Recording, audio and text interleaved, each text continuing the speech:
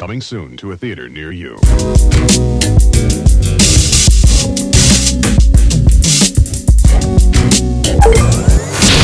Yo, what's up, y'all? This is episode 28 of the Real Ones podcast with your boy, Mr. Marin, and my man, 150 grand RB. What's going on, my brother? Man, not much, man. It's been a long week, you know what I'm saying? Yeah. Just trying to get back on my writing grind, you know. I hear that. Shout out to Black Film Space. I don't know, you know, they're like a little black film community group online. So they do a little screenwriter accountability workshop kind of situation. So every morning, you know, it's like 2 hours. You just sit in a Zoom call and just write with, oh, that's dope. With the black writers, and it's just really just on silent, you know, the whole time. Oh shit, that's but dope. You know, it just keeps you like have at least like 2 or 3 hours a day where you like writing something. I didn't know about that. Yeah. Oh, wow. Yeah, it's nice, man. So you know, get up 7 a.m. every day. I used to do I did it last year. I did that 4 a.m. You know what I'm saying? But now I'm doing that 7 a.m., 7 to 9, and good way to start the day. No, that sounds great, man. That sounds great. Everything good for you otherwise, man? Everything, you know, mental health. How's the mental health? All of that. And mental health, you know what I'm saying? It's always up and down. You know? I hear that. But yeah. It's always fun stuff online. I don't know if you heard that Republican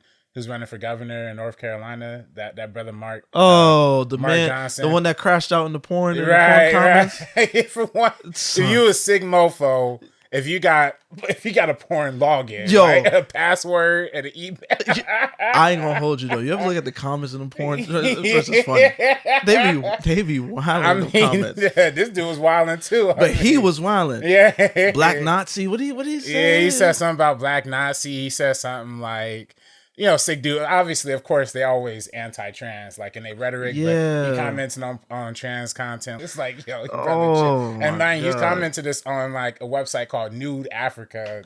Yeah, I seen that. I was like, I have never heard of that website. Yeah, and that is just crazy. That's of all the places you're gonna go to crash out is on Nude Africa. Whatever, brother. Yeah, I see he's doing like rallies, not rallies, but he's like speaking with like a Trump cutout because Trump would not really fully endorse him. This is pathetic. Like when you got to do stuff like that, it's pathetic. Just hang it up, dog. Like you look crazy at that point. You got the man's cutout behind you. Come on, son. Yeah, man. I mean, I don't even want to read like what he just left in one comment, but he left a long epilogue called like "My Sister's Wife" and something, and then basically describes this situation where he's like messing with it, or his wife's sister. That's what it was, and it's describing the whole situation where he's like sleeping with his wife's sister. And this is in the comments. Pissing on him. Yeah. Oh my! Like it's just he's like, I'm loving it's. The language I'm going soft, like the language he uses. Oh yeah, no, please. I don't want children to like. Yeah, no, listen. We talk how we talk, but I don't need to hear that sick shit, man. Yeah. You going in like that? Yeah. You writing erotic porn in the comments of my wife's sister and what is wrong? But you know what? Whatever, brothers. Yeah, we gotta do better. Listen. We don't always go political, but if you falling on that side of history anyway, you're a sick brother. So off rip, you're sick, and then now you're doing this sick shit to just further confirm how I already feel about you.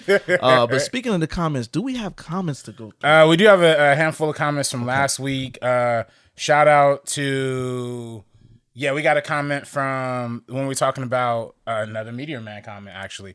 You know, always showing love. Lord to. Not Lord Pork, is it? No, not Lord Pork, thankfully this time, yeah. Lord Two Wince is real. He says, I pray Robert Townsend does a reboot of Meteor Man. It's such a slept-on classic. You know, I think it's time for one. Yeah. You know what I'm saying? I think it's time for it would be cool to do like a legacy sequel where he like pass it on to somebody. And you know, Robert Townsend, you know, his sheen is very TV movie. You could go listen, no disrespect, but you could go small with it. You don't have to be in theaters or nothing crazy like that, but just something to give back to the fans or at least update us and let us know what's going on in that world. You know what I'm saying? Yeah. Even though a lot of the OG actors is like dead. That's passed away. Yeah, James Earl Jones, Robert Guillaume, Marla Gibbs is with us. Yeah, true. You have some people in it. Maybe you put Robert Townsend in it himself. You know what I'm saying? Can you afford Don Cheadle in 2024? Can you break the Marvel contract and get Don Cheadle to be a Golden Lord again? I don't know. That's a good question. I have seen Don Cheadle. He did that Fight Night show on Peacock. With Kevin Hart. I saw that. Yeah. Listen, man, period pieces. These period pieces they make today is so the sheen on it. You could tell it's new. Yeah, You know what I'm true. saying? That's true, It's annoying because it's like I think about like The Doors, Malcolm X, the period pieces, 5 Heartbeats to a degree. There's a lot of these movies that they look like, oh, that could be the 60s, that could be the 70s, that could, you know what I'm saying? It's like, but it probably has to do with the architecture of the time. Now we got skyscrapers and shit, so now you got to do stuff in the studio on a green screen if you want big city. Yeah. You know what I'm saying? Unless you get the Tarantino budget, you know what I mean? It gets to shut down all of Hollywood. Yeah, get to shut down Hollywood. It's just the snap of a finger, no pushback from anybody, unless you get that. But I saw the trailer and I seen Terrence Howard in like a blowout, and it was just like, oh my god, like I don't know, man. Then Sam Jackson, they tried to put a little something on him. It just wasn't convincing. It was just like it don't look real. Like you know what this is? It looked like it's like a slight reboot of which one is it? Uptown Saturday Night, Let's Do It Again. One of those. I don't know if I've seen those. One of those. They're good. Yeah, they're good. One of the Cosby, Sidney Poitier films where he has some money and he goes to gamble and they stick up the place and stuff like that. I'm trying to remember which one it is because it's a few of them that they have, and I always get Let's Do It Again and Uptown Saturday Night mixed up, and I believe it's Uptown Saturday Night. And that's the one that Will Smith and Kevin Hart, and at one point I believe Will Smith and Chris Rock even at one point was trying to get that going. Yeah, let's do it again. 2 Atlanta men raise funds for a charity by rigging boxing matches. All right, so then that means it's Uptown Saturday Night I'm talking about. Okay, Let's Do It Again is one with JJ from Good Times. He plays the boxer. Oh, really? Yeah. Oh, that's nice. JJ? Skinny? Yeah. Yo, the movies is funny, son. The movies, they're good. They're really good. They're really good, man. Uptown Saturday Night, yeah. Blue Collar Buddies, Sidney Poitier, Bill Cosby searching for the underworld for a lottery ticket in a lost nightclub. Hold up. Yeah, I saw the trailer for this joint that they got on Peacock, and I was like, oh, it's kind of the premise kind of looked like, is this like a light reboot or remake of it? But Fight Night, I didn't really check into it. I liked it. I really was good. Like it. Yeah, it's actually really good. Yeah, I'll get over myself and tap in eventually. You know what I'm saying? And then it's the Kevin Hart of it too. Kevin Hart is he's slowed down a bit for me, but still, it's like sometimes too much of him for me. It just don't do it. You know what I mean? But no, I definitely would like to see a Meteor Man reboot. That would be fly. Yeah, Meteor Man reboot for sure. That would be fly. Yeah, and I do recommend Fight Night. Like Kevin Hart, he's decent. Is it a film or is it like episodic? It's episodic. It's 8 episodes. Oh, really? Yeah. And they got for a TV show. Taraji P. Henson, Terrence Howard. I mean, they were on Empire, but Samuel Jackson, Don Cheadle, Kevin Hart. Oh, Don Cheadle is in it too. Yeah. That's why I brought up the Don Cheadle situation. Right, I'm gonna check it out. There's a lot of black excellence in there. Yeah, it's black excellence and Terrence Howard. You gotta separate the two sometimes because he's just Terrence Howard's a lot for me, man. Oh man, that dude's a legend. Then we have a comment from Tommy2159 who says this is commenting under the clip that we put about Spike Lee's He Got Game. Okay. When we're talking about the opening montage. Okay. And beautiful montage. Yeah, beautiful indeed. So often music is used to influence how you feel about a movie, but in this instance, it's a montage that changes how you feel about Aaron Copland's brand. So much, such a beautiful merging of old and new definitions of what it means to be an American. Spot on. Yeah. Spot on. Yeah. And Spike got an ear for music. When pairing that, he's the best at it, if you ask me. Yeah. You know what I'm saying? For him to even think, let me go Aaron Copland, you know what I'm saying? The most American sounding, orchestral arrangements, and then pair it with our game, basketball. That's all us. You know what I'm saying? Right. So it's just, it's beautiful. It's beautiful stuff. Yeah. I can't say enough like that. I really do love that opening credit sequence. No, it's definitely like one of the best ever. And then we talked about it in the episode. It's one of my favorite Spike Lee movies like ever too. So definitely for sure. On our last Megalopolis episode, Liam Morgan said, "Yo, I love this podcast, man. You two are in your bag with it. Stay cooking." Hey, my brother. Thank you, my brother. We appreciate you, man. Keep the love coming in. Definitely. Make sure you comment and definitely subscribe. Tell a friend to tell a friend. Rate us, all of that. So we appreciate you, man. Thank you. Yeah. That's pretty much it for the comments for. Okay.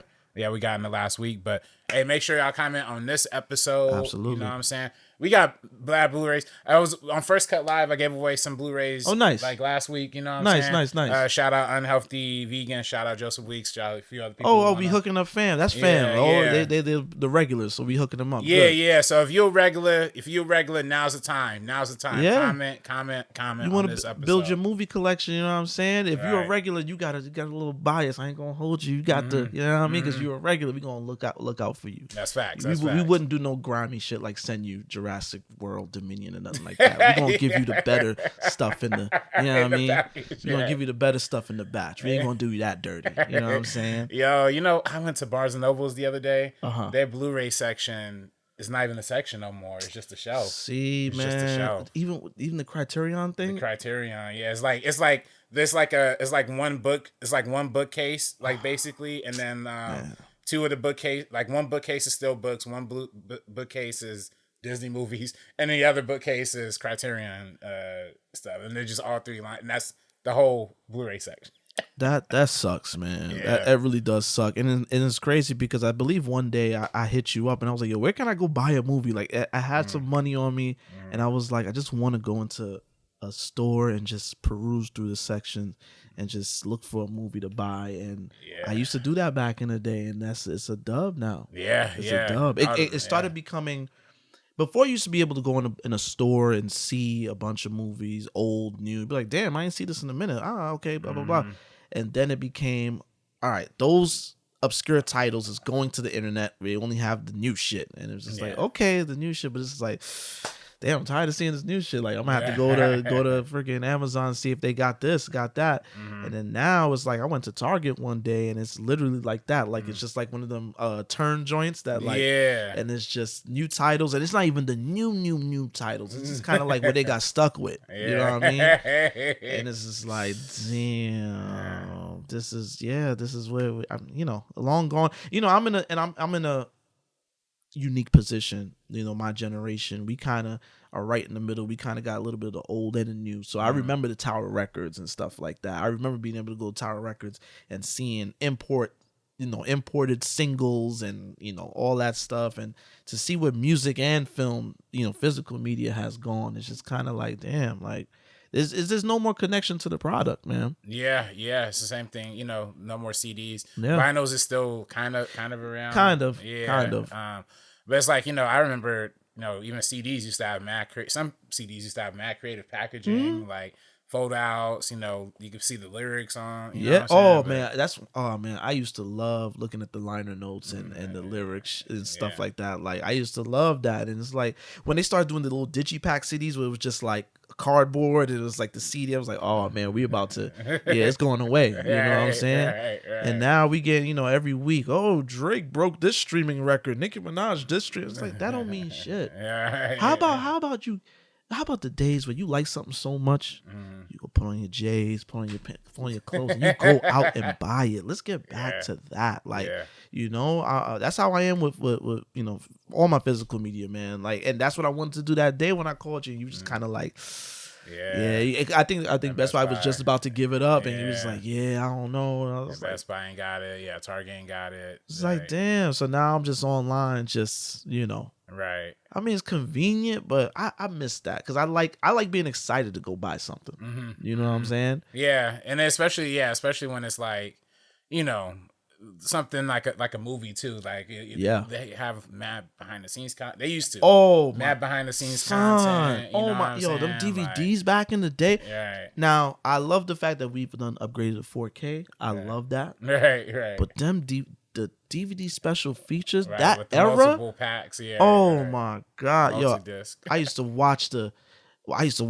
commentary joint, and they got the 5 different featurettes, and it'd be for like a regular ass movie. Right, Like, right. you know, I'm just like, oh wow, like, you know, usually the bigger films, like, you know, Spider-Man, they'll show you the art director and this and that.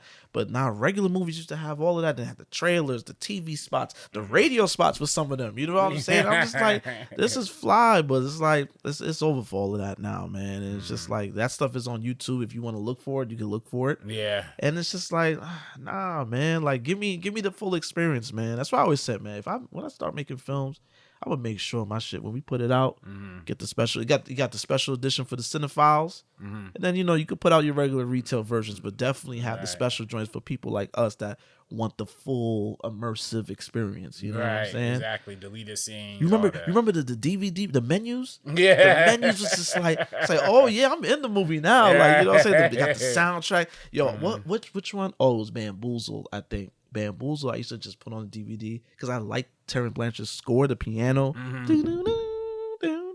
Like, and I just used to put it on and just walk around the crib and do whatever I want to do and just let it play over and over again. You know what I'm saying? 25th Hour also has that Oh similar man, on that Blu-ray too. Yep. Shout out Terrence Blanchard, man. Jazz musician, went to full. Shout out to Spike for giving him the opportunity to go into film scores and stuff. You know, they said I was watching Raphael Sadiq do an interview the other day. Raphael Sadiq of Tony.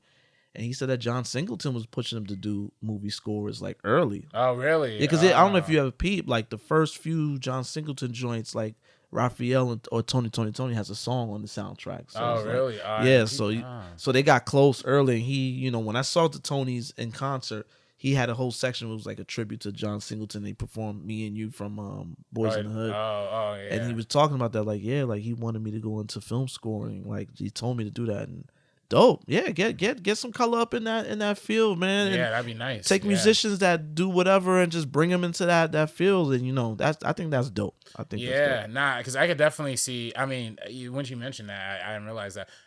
Funny enough, I actually think probably the only part of Boys in the Hood that I really don't like is the original score part of it. Oh, really Stanley Clarke, another jazz musician that went into movies. Yeah, I know that too. The one part that just stands out is just Ricky taking the test, and it's like the very after school type music. That was the one part I'm like, man, come on, it doesn't even feel like the same movie. Yeah, anymore. no, I want, because Stanley Clarke does have an album. It's called Stanley Clarke at the Movies, and he has his scores, like his pieces from Boys in the Hood, Poetic Justice, Passenger 57, Panther. It's like nice. a compilation, and yeah, some of the Boys in the Hood shit is like, yeah, it's kind of like it's kind of cheesy a little bit, a little bit. That's part of the charm too. Yeah. It's a little cheesy, but you know, it's all good though. But speaking of the movies, well, you know, talking about the physical media, this is why we appreciate the movies, because I like getting up and going to the movies. You know what I'm saying? I don't know if you've seen AMC they revamping the theaters. Oh yeah, the $100 million worth of upgrades. I think AMC and Cinemark and they're gonna have zip lining. Well, yeah. and bowling alleys. So is that AMC thing? Because that seems like it could be. Because I know the article was about all three. You know. Oh, I thought it said AMC. Oh, it might be AMC. Maybe it is just AMC. Yeah. If they do zip, I don't need no zip lining to I just want to go to the movies, bro. Right. I don't need all of that. But I would say this to say this, like, I remember when the whole Cheesecake Factory conversation happened, and, you know, somebody made a list of places that you cannot go to on a date. Can you believe movie theaters was on that list? Yeah, I do remember that. I do remember that convo.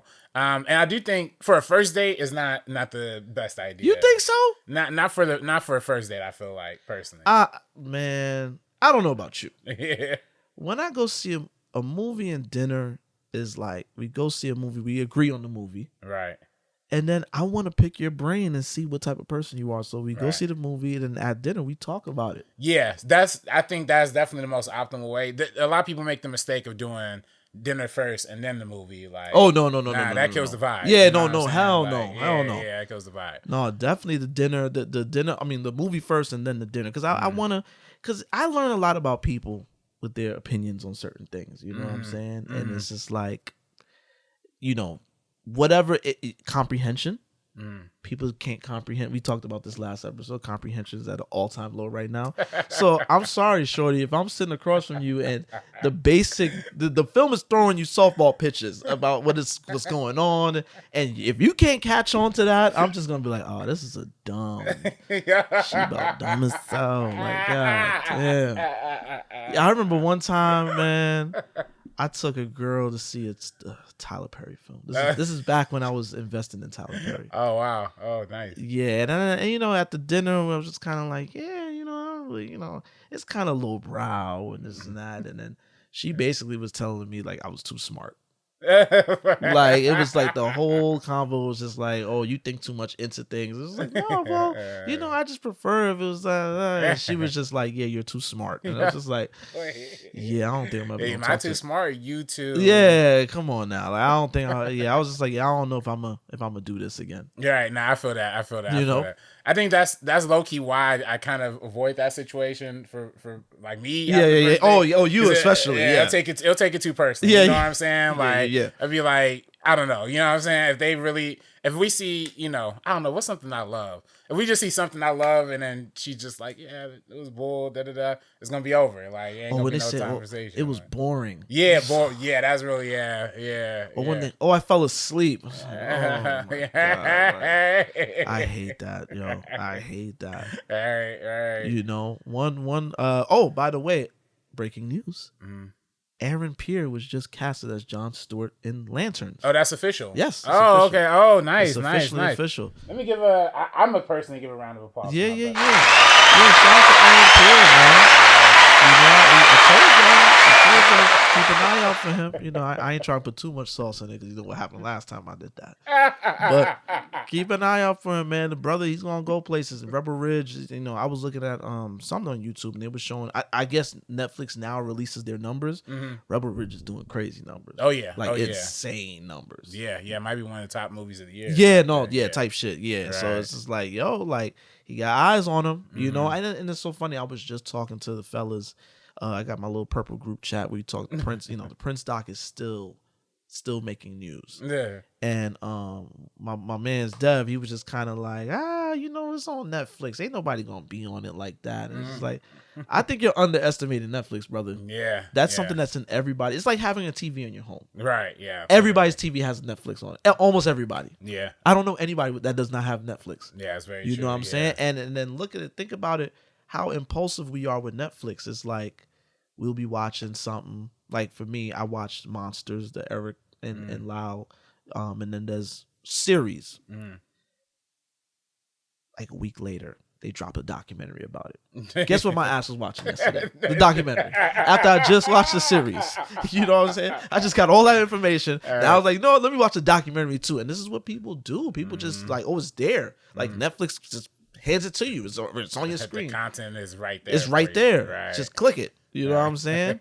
Then look at all the people. How many people watch Rebel Ridge? The Deliverance. Deliverance was crazy numbers too. That did crazy numbers. Crazy numbers. Yeah. Crazy numbers. You know. So it's like Beverly Hills Cop 4 did amazing numbers. Amazing numbers. And once people know what the subject is, they're gonna watch it. Yeah. They're gonna watch it. Mr. McMahon, when I watched it, I had known it was coming out, but I was impressed. But I just happened to have dead time. And next thing you know, 6 hours later, I was done with the series. Like, you know what? That's how it be. So it's just kind of like, you know, it's don't underestimate that, man. Netflix is doing big numbers. Speaking of big numbers, I was gonna say real quick on Aaron Pierre. I know a lot of people online are upset about. Probably gonna be upset about the Jon Stewart casting because Jon Stewart is traditionally dark skinned, yes, fellow. Aaron Pierre is not light skinned, so that's gonna be an interesting conversation piece. Light skin with light eyes, right. British too, you know. British, yeah. So it's gonna be an interesting conversation. I like Aaron Pierre. I personally don't. I'm not gonna hate on them not doing a dark skinned brother for Jon Stewart just because, you know, blackness is a spectrum. Yes. You know what I'm saying? Yes. And light skinned, you know, he's not like, if we're talking about like Logic or we're talking about like you know, somebody who's like clearly Logic being Jon Stewart would be crazy. I would boycott that shit. Hey, or like I'll tiki torch that shit. I'll walk to WB to burn that shit down. Like that'll be insane. that'd be too stupid. Yeah, I can't rock with that. And then plus, we don't really have a lot of like light skinned black male stars. You know what I'm saying? When you really think about it in totality. So I'm not the biggest hater of it. Yeah, I mean, I'm not tripping. I don't. I said this before about Black Panther. I remember Black Panther came out. And everybody was like, finally, we have a black superhero on the screen. And Cyborg was there. Like, right. In DC, right. Black people don't care about DC at the end of the day. Black people don't give a damn. DC is they fell off so hard. They're just not on the radar of a lot of, like, it's to the point where it's like, if it ain't Batman, they don't give a damn. Yeah. Superman, they barely care about. Right. Superman's played out. They barely care about Superman nowadays. And hopefully they care about the Green Lantern. I'm gonna show up because I like John Stewart. You know what I'm saying? I was hoping they didn't go the Hal Jordan route again. And I was just like, it's time to make John Stewart the main. You know what I mean? Well, I think the story is gonna be both. Hal's gonna be like older. Yeah, exactly. Right. Yeah, and they're gonna do like a True Detective type thing. Hey, when it gets to the big screen, make John Stewart the main, man. Leave Hal in the series, whatever. Right. Yeah. Make John Stewart the main. The main, I definitely need to see that. Did you know that he was inspired by Sidney Poitier? Really? Yeah, if you look at the original John Stewart, they gave him a little afro, but they said they're like, white people like certain Negroes. Not John Stewart. Sidney Poitier was the model Negro. Oh, for sure. So, for sure. So when they saw him, it was like, you know what? Just because of him, we're gonna make him dark skinned. Yeah. Just because of Sidney, we're gonna make him dark skinned. You know what I'm saying? Hey, respect to Sidney Poitier. Yeah, sure. But getting back to what I was saying, speaking of numbers and DC now. Hey, this episode we're going to devote to the conversation around Joker 2, otherwise known as Joker Folie Deux. Right. Which is a very pretentious ass title, but just stay with us. So Joker came out with 2019. Yeah. Buku numbers. Big. I mean, 96 million opening weekend. Opening weekend 96 in the States. Yeah. Didn't it almost hit $1 billion? It did hit $1 billion. It did. Yeah. Crazy. And considering that it's not even your standard superhero type fare, it's very much a character piece about Arthur Fleck. Brother has a condition where he's laughing all crazy, and then shit goes downhill for him, and then he eventually turns into this Joker guy, and everybody loves the Joker, whatever. Blows up, big numbers. Word on the street is that it was supposed to just be one film. Am I right? Todd Phillip just wanted to do one film, and WB saw those receipts and it's like, nah, we're gonna run that back. Right. You know what I'm saying? Who wouldn't? Yeah, I mean, you hit a lick, it's like, oh shit. And then the fact that it strayed so far from the formula and it still hit, it was like, let me run that back. And they did that. Word on the street also saying that the concept for the second film came in a dream of Joaquin Phoenix. Right. If you've seen the original Joker, Joaquin Phoenix does a lot of improv in that film. The scene where he shoots the guys at the subway, and he goes to bathroom to hide the gun or whatever. He starts doing this little performance art piece, ballet. They said that was just done on the fly. Right. And apparently they had a whole monologue that he was going to do, and they just ripped it up and he said, fuck it, I'm going to dance. Right. Which, amazing. It was amazing beautiful. Choice. Beautiful choice. Right. The great score, all of that. That was beautiful. One of the best moments of that whole movie. Absolutely. The scene when he takes the stuff out the refrigerator and just goes and sits in the refrigerator. They said that was improv too. That was improv. Yeah, that was improv. That was improv. Can you imagine the production designer behind the camera, like, yo, wait. It's like, yo, what's going on? Yeah, but the film received while it did crazy numbers, it did receive a lot of backlash. And I know RB, we talked briefly about it on the phone, and you said that you wasn't the biggest fan of Joker. No, I love Joker. Okay, yeah. But you had issues with it. I have some issues with it, but I love it. I'm actually like kind of really, I probably defended it harder than like a lot of people. In fact, I actually went on the Rotten Tomatoes podcast and went and argued with shout out to Jacqueline Cooley for inviting me on and Mark Ellis about like the Rotten Tomatoes because it's 69%. The first Joker, 69% on Rotten Tomatoes. I'd argue it should be higher. Personally. Yeah. Oh yeah. Yeah. So I actually do love the first one. Oh, okay. I do understand the controversies. Okay. Yeah. See, I mistook that because I was, when we were talking, I was keeping in mind that a lot of people did have issues with it. They said that it was pretty much sympathetic to the incel. Right. I definitely can sympathize with that. I Yeah. definitely hear that. You know. What I'm Yeah, I know. I have an OG I follow on Twitter, man, and he was like killing that shit. I remember when it came out, he was like, this, like, he was making me feel bad for liking this shit. You know what I'm saying? I was just like, this is dope. Like, I can, I say it all the time. I could turn off my brain and silence the noise outside and just go into a film objectively and just take it for what it is until things start to happen. It's like, whoa, like, but other than that, I could go in, and that's how I felt about Joker. It was sick. Yeah. It was I remember I went with my boys to see it, and the scene where he had the little person and that guy in the, he smashed him into the wall. He smashed into the wall. Then when the little person was afraid of him, my boy Eric was crying in the theater. Like they were laughing. I'm just like, y'all are sick. Y'all need to chill.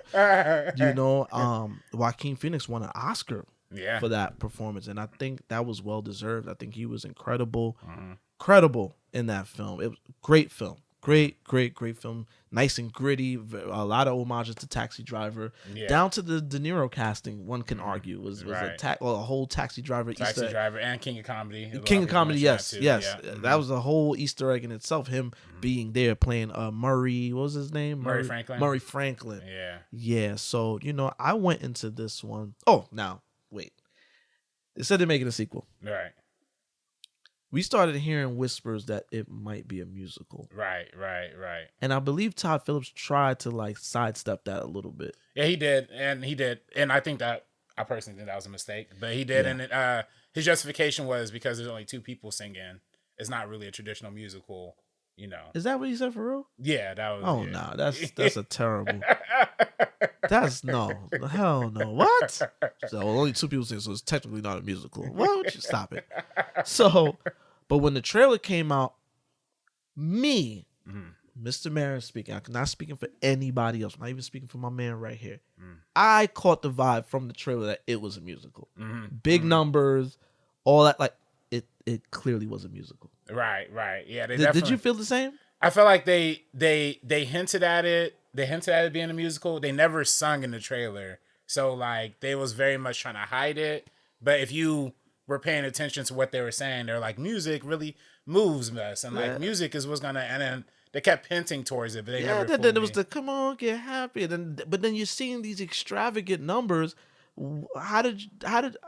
People are saying that when they saw this film, they didn't pay for a musical. How did you not get it was a musical with those numbers? Like, I don't know. Like, and they say, it wasn't marketed as such. And, people tried to make the same arguments for Color Purple and Mean Girls. Mean Girls, yeah. I don't know. Maybe I'm just tapped in too much that I know. Like, I know Mean Girls is just a play on the Broadway show. I know Color Purple was a play on the Broadway show. Like, I knew Joker 2 was going to be a musical. So I went in fully expecting the musical, and I love musicals. I don't know about you. I love musicals. Yeah, me too. You know, but it's crazy. Like people really don't like musicals. Yeah, like, they don't. They don't. And speaking to what you were saying too, I think it's so because I literally have one of my best homies, Mike Simpson. He loved the first Joker, and then he was like, "Yo, Rob, you ready to see Joker 2?"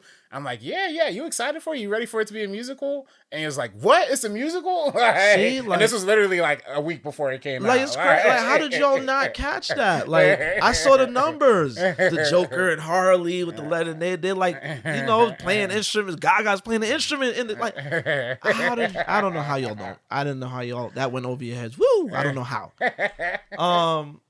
Yeah, so people don't like musicals, man. It's so crazy because I think about like when I was younger and I would go see like whether it's a Disney film or whatever, and again it's Disney. You're gonna get a musical sequence, and it's like when one to start, they'll be talking like I don't know what to do. I don't know, and then people would be in the audience like, it's like, it's a Disney. Come on, you paid for this. That shit. Every time that would happen, it was hilarious. So, Joker 2 just came out, and I saw it. I saw it in a packed audience. How about you? Where'd you go see it? I saw it at Universal City Walk. Okay. Yeah, I saw it IMAX 70 millimeter. Okay. Out there. Yeah. How was that? It was interesting. It was cool. You know, it was crazy because they did have a lot of shots that like filled up the full screen. You know what I mean? So it was like crazy. You know what I'm saying? Yeah, Joker Folie, Deux. You know, we're back with Arthur Fleck. This time he's on trial for his, you know, the chaos he caused in the first film. And while he's in jail or whatever, he's in custody, he meets Lee Quinzel, who's Harley Quinn, played by Lady Gaga. And yeah, he goes to trial. This is very much a courtroom drama / musical. Yeah. Very much a courtroom drama / musical. And yeah, chaos ensues. You know, they live out their little fantasies, and you know, they're singing and dancing, blowing shit up. And I don't know about y'all, man. I seen The Conversations. One of the worst movies ever. Boring. Again, what is this? I didn't pay for a musical. I thought it was good, man. I liked it for what it was. I think it was very interesting how they found time to address kind of the backlash the first film got. You know what I'm saying? With the, you know, the whole Joker thing, and you know, there's a you know, we could talk spoilers because you know, either you've seen it or you're not gonna see it because the film came in number 1 in the box office, more than half less than what the original made. Well, almost a third of what the original made. Yeah, almost. The projections was 70 million and came up with 40 million. Yeah, 37. So that's the final number. The final number. Warner Brothers tried to let's round it to the nearest 10th. Yeah, like, nah, it's 47.7. So it's lower than Morbius. Yo, if you doing worse numbers than Morbius and what Madam Web was lower than Madam Web, lower than the Marvels. You know what I'm saying? So yeah, ain't no way to sugarcoat it. It's a flop. You know? Yeah, yo, I think they said the original cost 50 mil. This one's $200 million. Yeah. $200 million for a high concept film that came to Joaquin Phoenix in his dreams. Right. And then he dreamt up $20 million, by the way. He got paid $20 million. That's what he was dreaming about. I would dream a lot of shit too if I knew $20 million was attached to it. But furthermore, Todd Phillips got full autonomy to do whatever it is he wanted to do, to the point where they didn't even do test screenings. Yeah. You know how much of a W that is for a filmmaker? Yeah. Filmmakers hate test screenings. Yeah. Because you basically they shoot their film, you take their ideas, and you give it to people that, you know, I'm not trying to disrespect the audience. We are all the audience, but you give it to people that might not be able to digest it, and now they're playing editor to your film. Yeah. Because what ends up happening out of those test screenings is, hey, change that ending. Hey, you know what? Here's another 30 mil. Go get somebody. Let's go shoot. Let's go add this character in the film. Some films that has worked for, some films it totally derails. So, you know what I'm saying? Test screenings are a big toss-up, and filmmakers find them annoying. So the fact that he was able to get 200 mil, full autonomy. Like final cut. Yeah. To just make this, no notes from James Gunn or Peter Safran. Yeah, because at that point the film was ready in full swing. So when they came along, it was just like, yo, it's already right. We gonna fall back, right? And apparently they did give notes, but Todd Phillips just tossed them joints. You know what I'm saying? Really? Like, yeah. So sounds messy, man. Yeah. Sounds messy.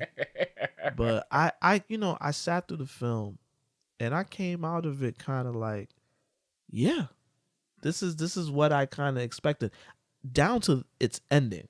Really? You expected that ending? The ending was very okay. If y'all know, once again, spoilers.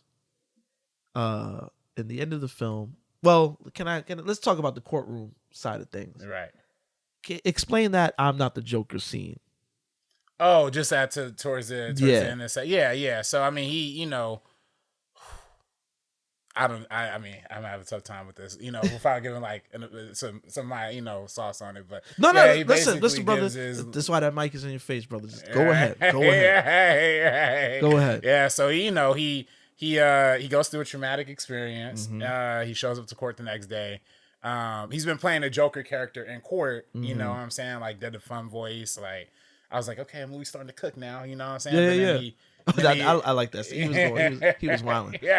He was wilding. So then he does then he goes in front of the jury. He's supposed to give his last statement, and he basically gives it up. Like he says, he's not joking no more. He's not really a joker. He's just some bum loser. Some incel who didn't really have a movement to begin with. Todd Phillips was kind of just like, here, like this is here. Everything you complained about the first film, here, look, this is for you. Exactly. And like many of the audience members at that point, the actual audience in the courtroom, those off their Joker man, walks on disappointed. That was kind of the genius of it all. It was like, this is literally what's happening in real life. Time, right? And then including Harley Quinn. Harley Quinn's leave. So that happens, and then a bomb explodes. The whole courtroom goes off when they're about to read the guilty verdict. When that happened, and he leaves the courtroom, and he gets in the car with some dude that's dressed like him. Right. In that moment, I swear to God, I was like, I wonder if this is gonna be the Joker, the actual Joker that's inspired by Arthur Fleck. I said that shit to myself. I was like, I wonder if that's gonna be, if this is where it's gonna happen. Because the bomb kind of just leaves you in a situation where it's like, oh, what's about to happen next? You know what I'm saying? You kind of feel like the movie's going somewhere, and then it's just like, oh, like, it kind of reminded me of, and it's not in the same caliber, it kind of reminded me of Avengers when the snap happened. And that silence that was in the theater, it was just kind of like, whoa, what's going on? You know what I'm saying? Like, where are we? Like, you kind of left in the cliffhanger, like, oh, he snapped, so what's gonna happen now? And I kind of felt that way about that when the car bomb happened and he was wandering the street and he got picked up by a dude dressed like him. But then I seen quickly, like, okay, that's not what they're doing. Right. You know what I'm saying? He ends up running off. Yeah. That's really where. And then for me, that's where okay. I would just say where I think I'm kind of in the middle on this movie. You know what I'm saying? There's some parts that I really do like, and there's some parts that I just kind of almost, it really kind of makes the movie unwatchable for me. You know what I'm saying? Like in some ways. How so? I give you. I got three positives and three negatives. I'll start with the positives first. Positives for sure. Lady Gaga and Todd and Joaquin Phoenix's performance. Yes. You know what I'm saying? Yes. The performances, you can't touch that. Especially Joaquin, he was going crazy. Yeah. There's a scene where he's like standing out in the rain and he's like kind of doing the laugh, but also kind of crying. Yep. And in the moment, you're kind of wondering like, why is he doing that? But I think that's because he's trying to bring back the old Joker back. I think it's an interesting choice to have him in the beginning, kind of not be the Joker, right? Like kind of not laughing, not smiling at all. Like the prison system done broke him down so much that he reverted back to his like shell of himself. You know what I'm saying? Even so much of a show that he's not even doing the uncontrollable laugh anymore. He's just smooth. But then Harley comes into the picture and starts waking him up. I think all of that, the beginning, the setup, it's like perfect. You're cooking. You know what I'm saying? Brandon Gleeson as well. Amazing performance. And then that's positive number one. Positive number two, of course, the cinematography. I mean, cinematography is gorgeous all the way around. There's a lot of really cool long takes. Like I said, IMAX 70mm. It looked really cool in that. But I'm sure it also looked great digitally too. I've read a lot. I've also, I'm also saying this too. So if this sounds like a few other reviews, I've seen pretty much every review on YouTube. I could have, you know what I mean? Because I try to wrap my head around my thoughts. You know what I'm saying? If it sounds like everybody else, guess what? Everybody else is saying the same shit. Right. Because I got on YouTube to see what was going on the night of. And I'm talking content creators that don't even make film criticism content. They're literally here to just give you, breakdown and the Easter eggs. Why does Joker suck? It's just like, like they're not even like at this point. It's almost like engagement farming at this point. Yeah. I mean, engagement farming, but it's also just like it's one of those highly opinionated movies. I haven't felt this conflicted by a movie since Man of Steel. You know what I'm saying? Like Man of Steel came out. I remember that's honestly what got me into movie YouTube was like just me looking at mad reviews and stuff. It's crazy. There's a lot of people that say that Man of Steel in particular is what got them into that. That's crazy. That's like what opened up the portal for that sector of YouTube. Yeah. No, literally. That's what 2013. 2013. That makes sense. Yeah. And that's really when the YouTube movie ecosystem started popping off. That movie definitely drove me to that. This movie gave me the same feeling, man. It was like, how do I feel about it? Positive number 2, and like with the cinematography point, Sharonda from Pair Wait, the YouTube channel, Pair Wait, she made an excellent point. A lot of times when directors make dark movies, they literally make them dark. You know, like physically you can't see nothing, like you squint your eyes type thing. This was a dark movie, but very colorful. A lot of colors, a lot of light. They just found a way to make it look dark without actually being dark, and I highly, highly respect that. Compliment number 3, like you mentioning, the subversion of the audience and the subversion of expectations is like, you know, you can't match that. And especially in the year where we got movies like Deadpool and Wolverine, you know what I'm saying? The most corporate, safe, like, you know, you're talking about this movie had no test screenings. It felt like Deadpool and Wolverine was the most test screen movie, focus group movie, like everything in between, you know what I'm saying? Like the most corporate type of movie. And for something that's very anti-corporate, kind of anti-corporate, almost anti what it's trying to, you know, the first movie represents. I appreciate that. I appreciate that. So those are positives, you know what I'm saying? But yeah, definitely the negatives. I have some negatives too. But do you have any negatives on this movie though, or? You know, I don't think my negatives. I don't know. I didn't really come out of it. I wouldn't call it a negative. I would call it I'm understanding to certain things that the audience is complaining about. Right. I'm understanding the certain things, and it's just like, yeah, like if you know, if this is one of those films, man, you got to come in knowing what it is. You know what I'm saying? You got to come in knowing what it is, and you know, don't come in knowing what it is and hate watch it just to shit on it, but just come in knowing what it is and check it out objectively. You know what I'm saying? So it's like, I don't think that there was really any moments where I was just like, oh, I don't like this, I don't like that. You know what I'm saying? But what moments did that get that reaction out of you? There's moments. I think my number 1 complaint is I like that it was a musical. I don't know if it was a good movie musical to me. Okay. To me, the music, I think they did the thing where they record the voices like on set, like in camera, instead of like dubbing it over. Okay. I would have preferred it. I would have preferred a dub actual soundtrack. Part of the reason I was excited for it was to literally watch it in IMAX, was to hear Lady Gaga sing in IMAX. Like I was like, yo, that's gonna be dope, you know. But even Lady Gaga wasn't even given like the vocals that I thought she was gonna give. Nah, it was like, it's kind of weak. And then it's especially weak because when I listened to the her album, she put out an album like right before this, like kind of promoting the movie called Harley Quinn. There's a bunch of really? Yeah. And I didn't know. Yeah, literally a bunch of, or not called Harley, it's Harley Quinn, yeah, basically. And a bunch of, there's most of the songs are not even in the movie, but there are a couple of songs that do overlap. But when you hear the version that's in the album, it like sounds amazing. But when you hear it in the theater, it's like kind of sounds whatever, you know what I'm saying? I just would have preferred if it's, and even with Joaquin Phoenix, he's an okay singer. We watched Watch the Line, but there's sometimes he was singing, I'm like, God. Like, you know, I sat through the credits. I usually sit through the credits for films, but I know people that worked on this film, so I was looking for their names. And I saw in one of the credits it said Nick Cave was on vocals for like one of the couple of songs. Nick Cave, really? He did a Red Right Hand on Scream, you know, Red Right Hand, you know. Oh, interesting. Yeah, I'd seen his name in the thing, and I was like, oh, is Nick Cave? Did the vocals help, like, you know, at least you know, they had Joaquin's vocals and maybe put his in there a little bit to give it a little weight. I don't know. Maybe they did. Maybe they did. The musical aspect didn't really hit for me though. The music was interesting choices. I just wish they would have sung it better. I wish it would have sounded better, and I wish it would have been staged better. Like, even though, like, you know, we see a lot of movies that are based on Broadway shows, like a lot, like Color Purple, like Mean Girls, like Dreamgirls, like Chicago, you know what I'm saying? But they feel like movies. Like there's a lot of editing, there's a lot of changes that distinctly makes it feel like not Broadway. Yep. With this movie, it felt like this was a movie trying to film like a Broadway show. I hear that. By the fact that there's a lot of long takes, by the fact that there's a lot of even the first musical sequence, what I actually kind of like, of Joaquin just kind of walking around, like the thing that literally feels like could have been done on stage, you know, like, and they're just filming that. Yeah. So I didn't love that aspect of it. Okay. I actually thought that was kind of a hindrance. That's complaint number 1. Complaint number 2. Man, I kind of forgot, but I'll say also too. I think I'll switch it out. Lady Gaga's character, not her performance.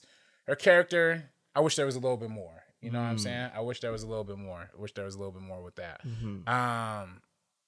And then, yeah, I'm gonna come back to what I was originally gonna say for the number 2 point. But the thing for me that like kind of really makes it hard for me to like really enjoy this movie is that traumatic incident that happens with Arthur, like towards the end of the movie, right? With the prison guards. Yeah. When he was, it's implied that he was sodomized. Yeah, right, exactly, right. Yeah, they take him into the exactly, and then he does that, and then they kill his his buddy like right after that too, and that's really what like that's what causes that's what breaks him, and then now he's just kind of like, yo, this Joker shit, I ain't beat, like I am not the Joker, blah blah blah. And he's put in jail. Right. He's put in jail for what? Did they say death? Yeah. Well, they didn't even finish reading the life sentence. They didn't finish reading the guilty verdicts. All right. They didn't get to do that. Harley. He meets Harley on the iconic Joker steps in the Bronx. Shout out to the X. He meets up with Harley. She breaks up with him. Right. And then Joaquin's like, please, no more singing, please. Yeah. I'm kind of with you, brother. I'm kind of with you. See, you are reflected in the film, audience. But she basically, because she was, throughout the film, they imply that she's a liar. Yeah. Like, she's a liar. Her parents are in her life. She tried to say that, like, she killed her mom or something like that. Or they had her, they said that she said that she was admitted by her parents or whatever. And it was just like, no, like she admitted herself. She's a liar. And master's degree. Right. Yeah. And then, if you've seen the first film, the fantasy element that comes to play with Arthur Fleck, where, at one point in the first film, him and Zazie Beetz look like they chilling and they a couple, and it's like, nah, like this is all fake. You know what I'm saying? Right. We get a glimpse of what he's living in his head. And, when I saw the trailer and I saw the musical sequences, I knew immediately. I was like, okay, this has to be him and Harley in their heads. So when she breaks up with him, she confirms it. Like, this was all fantasy. Like, everything we were doing, like, this is all, like, down to the shit that our relationship, like, all of this is fake. And, when he gets back to the jail or whatever, he gets called. He had his visitor or something like that. All right. He's walking in the hallway. And a guy approaches him, and this guy, I think they kind of showed him a few times in the film. The movie, yeah. The guy approaches him, tells him a joke about a psychopath and a sad clown. Right. He drops the bar that he told Murray Franklin when he shot him. He had to come in. Yeah, and then he stabs him up, shanks him. Your man gets one more little musical sequence out of that, and then he dies. But as he's dying, the guy that stabs him starts laughing, and then we kind of hear or see him kind of give himself a Glasgow smile, right? And that kind of confirmed where I thought the film was going to go at one point, that this guy is not really the Joker. The Joker is this figure that created this cult like following and all this stuff, but the actual Joker is this guy that kills him and takes it on. And I thought it was a cool little nod to The Dark Knight. No, that is not Heath Ledger. I just kind of thought like, oh, they kind of made reference to that a little bit, like, you know what I'm saying? Because there's, at the end of the day, there's Batman DNA in this film. It's a joke. It's a Joker film, Right, it's Harvey Dent. Yeah, Harvey Dent. Right, Harvey Dent is in the film. When that car bomb happens, I was looking like, where's Harvey Dent? When does he become Two-Face? Yeah, I mean, he was injured, but it wasn't like Two-Face it wasn't injured. damaged. Yeah, you know what I'm saying? The first film, when Joker hits the streets and the people are going crazy, we find out that's the people that killed Thomas and Martha Wayne. You know what I'm saying? So, he meets young Bruce in the first film. So I knew, I was like, I don't know. I just had a feeling that this was not the Joker. I just had a feeling. I was like, yo, like they're gonna throw us a curveball, and we're gonna see that this is not the actual Joker. And to be fair, if you read the comics, Joker's origin isn't really straightforward. You know, there's a comic where they kind of like, oh, here's the different stories. You get the Red Hood, you get the classic, he fell in Nevada Chemicals, you get this, you get that. The one that he's a comedian, a failed comedian. You know, so I kind of went into it knowing that the Joker lore is so vague that is just like, I'm gonna watch this film, but I don't know if this is the Joker. Like, I always had skepticism. Right. Me personally. Right. Yeah. You know, for me, it wasn't the fact that he wasn't the joke. He confessed to not being the Joker.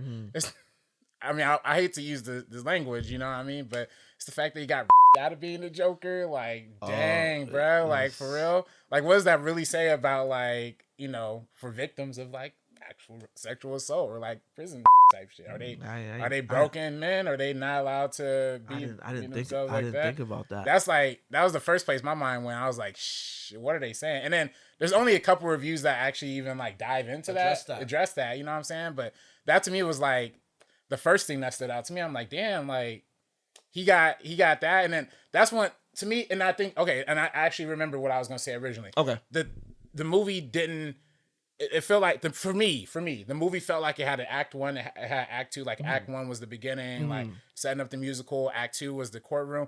I feel like if they had an act three, just an act three, like, it felt like it just didn't have that, you know what I'm saying? Gotcha. And I felt like after seeing him go through all that, the only I don't care if he was Joker, if he wasn't, I don't care what happened. I just wanted to see them guards get killed. I wanted to see Brandon Gleeson get his neck run, get shot. I want to see everybody, you know what I mean, get something. Because at the end of the day, that's what, like, movies kind of are, like, escape, you know what I'm saying? Yeah. And that's what the first movie, even though the first movie, again, you could kind of say it's about incels, you know, whatever. But at the end of the day, it's about a guy who was neglected by the system, and then he ended up rising up. This movie left me wanting so much. Like, it left me wanting Brandon Gleeson, them prison guards to get killed. You can't review the movie that you want. You gotta review the movie that you get, right? Yeah. For me personally, I watched the trailers and I thought, okay, it's gonna be a musical, but it's gonna be a musical where we see Joker and Harley doing some crime together, like, for a little bit at the very least, you know? But they didn't do that. I'm cool with that. Yeah. But they said they're not even gonna give Arthur, like, any kind of redemption. We saw him get tortured this whole movie from like abused, you know, then manipulated, and he get no kind of repercussions for it. Like, it's just too much. It's too much for me. You know, like I had told you in the previous episode, man. I knew it was ambitious. I just went in with an open mind. Yeah, I didn't even think about, as you're saying that, I'm like, I didn't even think about them doing crime or anything, like, you know what I'm saying? Like, I literally just went in like, let me see what I'm gonna get, and I took it for what it was. I took it for what it was, and again, I understand certain things. If you watch the first film, I just kind of linked a lot of the experiences together, and I was just like, okay, I get it. These two are living out their fantasy, and not everything is what we think it is. You know what I'm saying? And I just kind of took it for what it was. Thought it was made well. I don't think it's nearly as bad as people are making it seem. No. I do think this is a film for an acquired taste for sure. This is not like, it's not weird like Megalopolis. No. It's not weird like that. Like, but it is a change of pace. You know, it's not weird like Megalopolis. I will say same thing I said with I'm not gonna take my girlfriend to see Megalopolis. I don't know if I'm gonna take my girlfriend to see this one. You know what I'm saying? Like, it just might be too not only depressing, but also you can very much feel like the art house part of it, which I appreciate. It is this is like a really $190 million auteur film. Like this is something you will see in like a French movie that makes $2 million opening weekend. It's something you'll see in like some dark Swedish, movie that gets mad critical acclaim because it's different expectations and it's trying to tell a different thing. Yeah. Because it's Joker, because it's DC, because there's expectations behind it. Because Harley Quinn too, there's like expectations that are built in, and because it doesn't meet those expectations, it disappoints a lot of people in some ways. But I do think the critics who get it, like you get it. Yeah. My man William Bibbiani, who I've mentioned before on this pod, he's one of my favorite critics personally. He definitely got it. He was one of the early reviews that like really praised Joker, and his main headline was like this, Todd Phillips really understands how much of a loser Arthur Fleck is. And I get that, you know what I'm saying? I just wish they either A, would have cut the scene, or B, give us more Lady Gaga / like more development with that, you know what I'm saying? Yeah. Or C, give us a third act where like it wasn't the courtroom scene. Like, as much as I love the courtroom stuff, at one point I was like, I want to get over this too. Like, like, let's get to the next thing. Like, I don't know. But, you know, again, that's my opinion. I really truly don't know how to even rate this movie. You know what I'm saying? Like, out of 5 reels, like, I don't know what you giving it. Well, if you follow me on Letterboxd, okay, this is spoiler. You know, you've seen what I gave it. Okay, I'll give it 3.5. 3.5 out of 5. Okay, 3.5 because I feel like the performances was amazing. Everything, the filmmaking side of it was amazing, top tier. Yeah. And I was not mad at the film. I wasn't mad at the story. You know, maybe I got to see it one more time after seeing what I saw. Maybe if I run it back one more time, I'll find things to nitpick. But at that point, I think I'm just nitpicking. You know what I'm saying? The film stuck with me. Like, I really wanted to see it again. It's just, you know, time. You know, I got kids, stuff like that. I can't just go run back to the films whenever. I actually could, but it would have to be a late show time. Then I'm falling asleep in the theater. It's just, I ain't doing all of that. But, yeah, I enjoyed it. I enjoyed it. I wasn't like giddy in my seat and just like, oh my God, like I'm having so much fun. No, like I just kind of sat with it and I took it for what it was. And I was like, oh, this isn't as bad as people are trying to make it out to be. And I got it. I got it. You know what I'm saying? I liked it. I liked it. Yeah. What would you say out of 5? I genuinely don't. I genuinely don't know. You know what I'm saying? Like, I mean, to be honest, like the positives are definitely positive for me.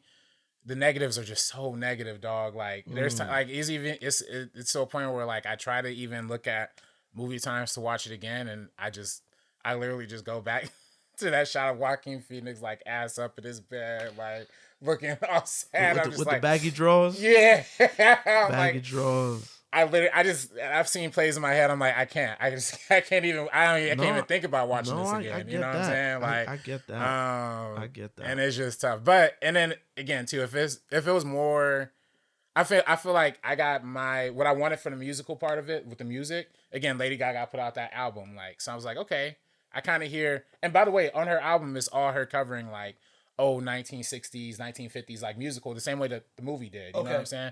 So I was like, okay, it kind of feels, you know, like the music part of it that I want, even though I didn't get to see it on screen.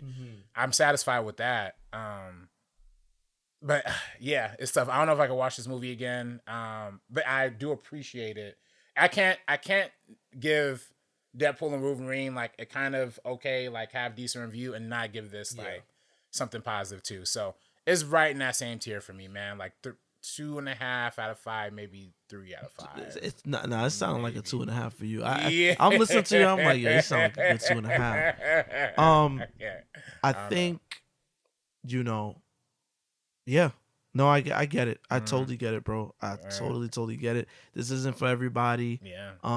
It's you know, and the one thing I can say, once again, we always say, I appreciate filmmakers getting full autonomy to do what they want to do. Yeah. You know, nothing held back. I'm always here for that. You know what I'm saying? Take big swings. And I think this was definitely a big swing. Yeah. And for me, I wouldn't say he knocked out the park. It'd be a nice little base hit. It's a nice little base hit. You know what I'm saying? I don't know if it's a double play, but you got me on base. You know what I'm saying? Yeah. Yeah. That's true. And you know, again, it's very funny that Megalopolis and this came out like almost right back to back. You know, shout out to Francis Ford Coppola. He's been out there vigorously defending Todd Phillips. Yeah, he's been defending Todd Phillips, but now we get into this part of the conversation where, as much as I am advocating for what Todd Phillips is doing, you know, it's the protecting of Todd Phillips that's starting to get on my nerves. Because I saw an article, was it the Hollywood Reporter? Yeah. They didn't even lead the tweet with the headline of the article. They just said, "Hang in there, Todd Phillips." And it's just this blanket that everybody's putting over this poor white guy that just made a $200 million film. $200 million flop. Well, yeah. Right. You know, this poor Todd Phillips. Oh, you know, look at what they did to him. Oh, they just dealt him a bad hand, yada, yada, yada. But then when the Marvels came out, Nia DaCosta's sister, and they still got the tweet up. They still got the tweet up. I'm surprised they didn't delete that shit. Hang in there, Todd Phillips. And when Nia DaCosta, they I don't know who was behind that. I don't know if it was Disney, Marvel, whoever was behind that. But they was like, look, she ain't even promoting the film good. She checked out. All right, she in a whole nother country. Yeah, she checked out. Look, she just left this film to die, and it's just like, and then the hate started coming in. Chloe Zhao with Eternals. Eternals, another one. Yeah, they got at her crazy for that one, and it's just like, son, I'm just looking at the situation. I'm just like, I wonder why. Right. I wonder why. I wonder why this is happening. I wonder why he, as a filmmaker, isn't getting. I'm not saying that I want him to be berated. But it's like, come on, son. Keep the same energy. Keep the same energy all across the board. Y'all get at these filmmakers, especially these big name filmmakers that attach themselves to these projects. Y'all get at them. This is your shit? This is you? Oh, I'm coming for you. Right. Why are we not doing the same for him? I'm not saying we should be. Right. But why are we protecting him? Yeah. And I feel like either Todd got amazing PR, like, on his side, or, even... I also, Warner Brothers is a notoriously studio, director. They pose themselves as a director-friendly studio, right? It wasn't director-friendly when they got rid of Batgirl. Exactly. And that's also where it's like, man, y'all spent all this money on Joker and y'all call Batgirl unwatchable? I don't know, you know what I'm saying? But again, different situations. But we saw Bad Boys for Life. We saw what those guys do when it's not DC. So we know it's good stuff. Regarding the headlines, hang in there, Todd Phillips. There's another another headline that Hollywood Reporter put out, why no one's getting fired for Joker, Folie, Deux. Oh, really? Yeah.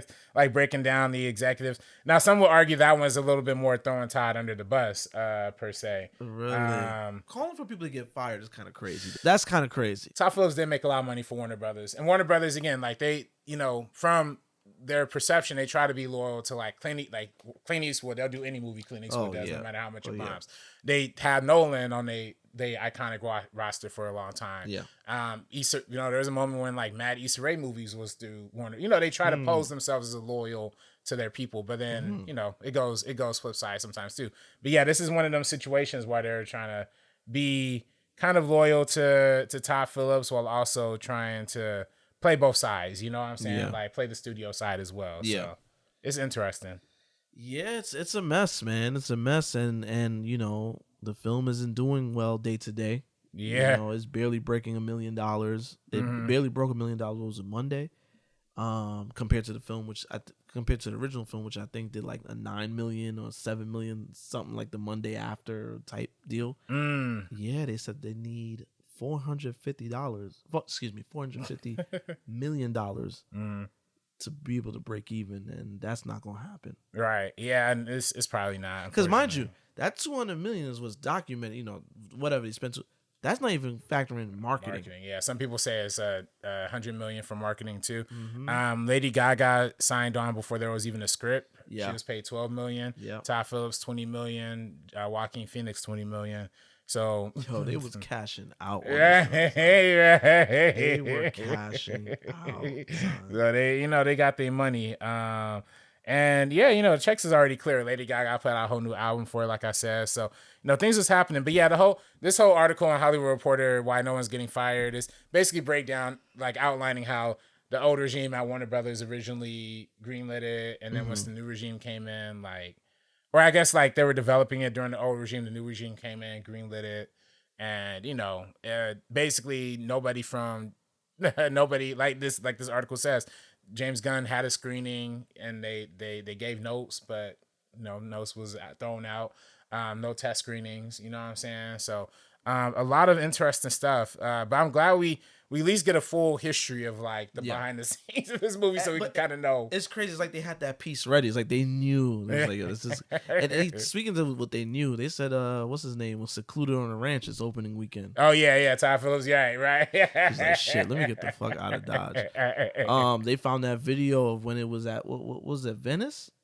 Yeah. Oh, you sent that one to me. Yeah, with Joaquin Phoenix and Lady Gaga's having a conversation during the standing ovation. Mm-hmm. To which he's just like, yeah, it's terrible. Mm-hmm. It's terrible. And Lady Gaga's like, no, don't say that. It's like, no, it's bad. It's bad. It's terrible. Yeah. And you know, AI, motherfuckers got the AI to translate it. So, oh man, it's just, it's one big pylon right now. Yeah, no, for real.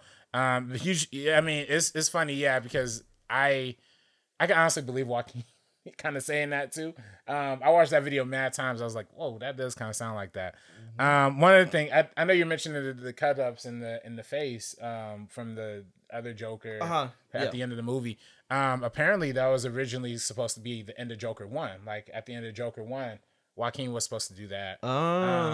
But then Christopher Nolan killed that. Christopher Nolan was still at Warner Brothers at the time. And he was like, nah, don't do that. Like only my Joker's gonna be having the cuts in his face type thing. Interesting. So now that Chris Nolan's not at Warner Brothers no more, he's at Universal. Like, you know, they let that rock. So you think that was added in as some like last minute fan service? Like, it was like, yo, we know this film is way too. This film is. Let's just give him something. Give him something to take. But it worked against it because people were reacting so negatively to that ending. They're just like, that ending, what the fuck? So I'm going in like, what's this crazy ass ending? Is the movie just going to end abruptly? What's going to happen? Right. So when I saw it was that, I'm like, oh, that's it. Oh, it's not that. It's not that crazy. Right. Nah, I definitely feel that. There's another long Twitter post somebody put about apparently that's a tweet. A tweet, yeah, right. Talking about apparently like. Joaquin and Todd Phillips walked out during the screening of Joker at the Venice Film Festival, and apparently they had a conversation like outside. Ooh. So then some people are wondering like, what was that conversation about? You know what I'm saying? Son, there's a lot of drama. There's a lot of juice. You know what I'm saying? I've been bookmarking everything. I've been keeping it. Somebody said, might be the worst year of the comic book genre ever, said Ashley on Twitter. And when you look at this lineup, I mean, it's kind of, I don't want to, again, Joker was interesting. It took a risk, you know. When you look at Madam Web, Deadpool and Wolverine, again, I had fun with Deadpool. Stop. I had fun with that. That was a fun film, man. That was fun. So you think you had more fun in Deadpool and Wolverine than in Joker? Oh, Joker hell yeah. Joker 2 is fucking depressing. He got sodomized. There's nothing fun about that. This shit was depressing. Yeah. No, it is. I mean, but again, you know, 2024. Oh, Venom is coming out. Crow came and went. And Craven. Yeah, so it might be a tough year. Yeah, the Venom and Craven stuff, yo. Sony's what's they call it? Spider-Man something universe. Spider-Man something, I don't know. Whatever that universe is, I'm good. Right. I'm good. I didn't like the first Venom was okay. It was very 2000s corny, you know what I'm saying? But the second one was really bad. And that Craven film, when you gotta go and because I remember when the first trailer dropped for the Craven film. That second trailer, because the first trailer dropped, it was supposed to drop, it got delayed. We didn't see another trailer. The second trailer is a whole new movie. That tells me that they went and shot a whole new movie. They said it was like, oh yeah, this ain't gonna work. Let's just go make a whole new film and just do this over again. When shit get that bad, I don't want to see it. I don't want to see it. Yeah, no, it's tough. It's really tough, man. Yeah, it's interesting. You know, a lot of people on Twitter, at least, like, you know, from my timeline, like, are the film bros, like the film cinephile people, is very like 50-50. You know, some people really like it, some people really hate it.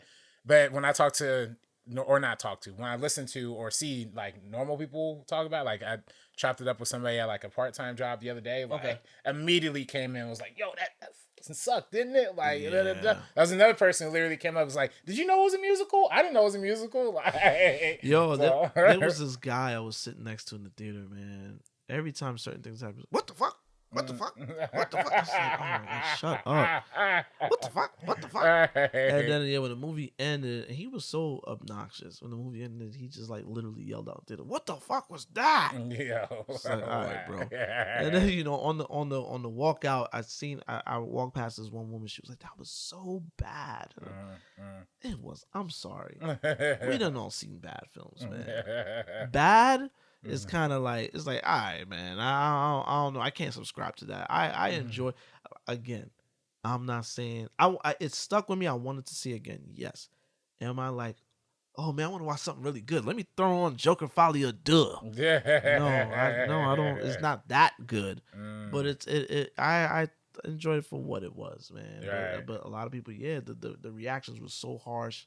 Yeah, I feel like every single content creator got online that Friday and was just like sounding off to the point where it was like the time, like even the trade papers was just like spoiling the ending because they wanted to talk about it so badly. Right, they want that engagement. Yeah, and it was just like, yo, so Christopher Nolan, Dark Knight, it's like, damn, like yo, this is Friday. It's not even deep in the Friday night. It's like 8:00. Right, Let people see the movie. At least talk about this on Monday. Right. But not like, yeah, this was a hot topic, man. It was a hot topic. Yeah, no, it was a hot topic. Definitely interesting discussions. I will say one more tweet that I thought was interesting. Yeah. Somebody said Joker 1 is about Joker 2 is about Arthur Fleck. I feel like that's almost a perfect way to encapsulate the differences between the movies. You know what I'm saying? Yeah. Like Joker 1 was definitely much more of a, I don't want to say commercial friendly, but much more of a had an ending that obviously worked for people. I mean, it made $1 billion and like not inspired, but got people going to the movies.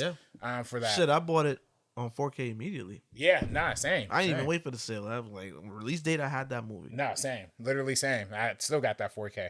And Joker 2, no, definitely not that. You know what I'm saying? Yeah. Like, definitely not very commercial. Definitely not very. It's very much like a character piece about the broken man of Arthur Fleck. Like not even about his rise. And somebody said like the first Joker movie was a rise. This one's a fall. I kind of agree with that too. Yeah. You know, like now I think about it, man. I feel like when we saw little Bruce Wayne and Joker, that should have told us that it like this. I mean, Arthur Fleck, he's not a young character. You know what I'm saying? So it's like it just always fucked with me. I'm like, yo, Bruce Wayne is this little boy. You mean to tell me in like 20 something years he's gonna have to? This is his arch nemesis. Like Joker is not gonna be, Joker being an old man. I don't know. I just kind of saw all of this happening. Like I just seen it that this, like you said, I just seen that this character was just not who he was put out there to be. Yeah, I knew the big twist was gonna happen at some point. Yeah. And hey, look, I think I would have maybe liked it a little bit more. I'm not mad at him dying at the end. I thought that was cool. I even thought the little Dark Knight homage was cool because the Dark Knight homage is funny in this one because the ending, like you mentioned, with the other Joker guy like killing the Waynes. That's kind of an homage to '89 Batman, right? Like, kind of like the Joker killing the parents. Which a lot of comic book heads are not happy. They hated that. Right. It's like Joker didn't do that, Right. But I like the fact that this movie... It does. I see what you're saying. Like, it kind of makes a connection between other movies, not even necessarily comic books, but between the other Joker portrayals. So I appreciate that. But I just wanted one scene, maybe one or two scenes of a musical sequence of Joaquin, Lady Gaga going into a bank, robbing something. You know what I'm saying? Like, this will give me one of those, and I think me and a lot of audience members would have been like a little bit more gratified. Yeah, but he went into custody at the end of the first film, so it's kind of like I just knew it was like, yo, like I always want, because I remember when we talked about it prior. I kind of told you I didn't know what it was about, but I knew it was a musical. I was just kind of like, what are they going to do with him? I know he was in custody. So, yeah, I just did not. I don't know, guys. I just did not expect.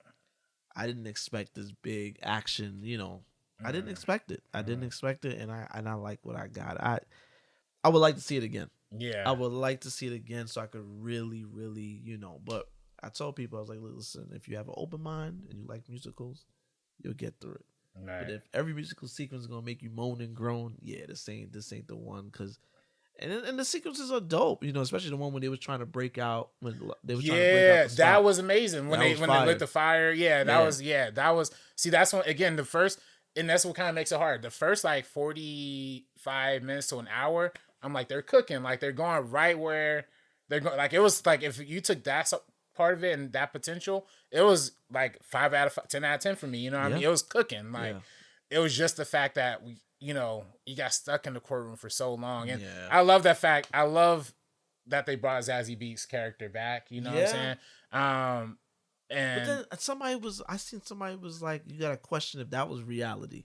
Her being there and stuff like that. No, they're in the courtroom. At that point, it's like, that's reality. Yeah. My problem is that just went on a little too long. You know what I'm saying? Like, I'm like, yo, have her say the first part of that situation where she's like, yeah, I was scared. You know, that was weird. But then it goes to the second half of him being like, oh, I talked to his mom, and his mom said he was a virgin, and da-da-da. I'm like, okay, all right. Now y'all just saying this stuff to make Arthur feel bad, and it's to motivate the next scene. It didn't even feel natural, you know what I'm saying? Make him like, look even more pathetic. Yeah. You know what I'm saying? I seen somebody said that it was implied that she was killed in the first film. Did you get that vibe? I didn't think she was killed. Yeah, I seen that somewhere. I was just like, huh? Like, that is a question. That's when I saw the movie the first time, I definitely thought that. Like when I saw it the first time, I was like, oh dang, did he just murder her? But then after rewatching it, there's no blood on his hands. Like, it didn't seem like that was his first. I felt like his first like Joker murder was smashing homie's head into the thing. And that was before he killed his mom? Or maybe that was the mom happened. Yeah. But either way, I don't think there's even emotional significance to her being the first one, that he killed type thing.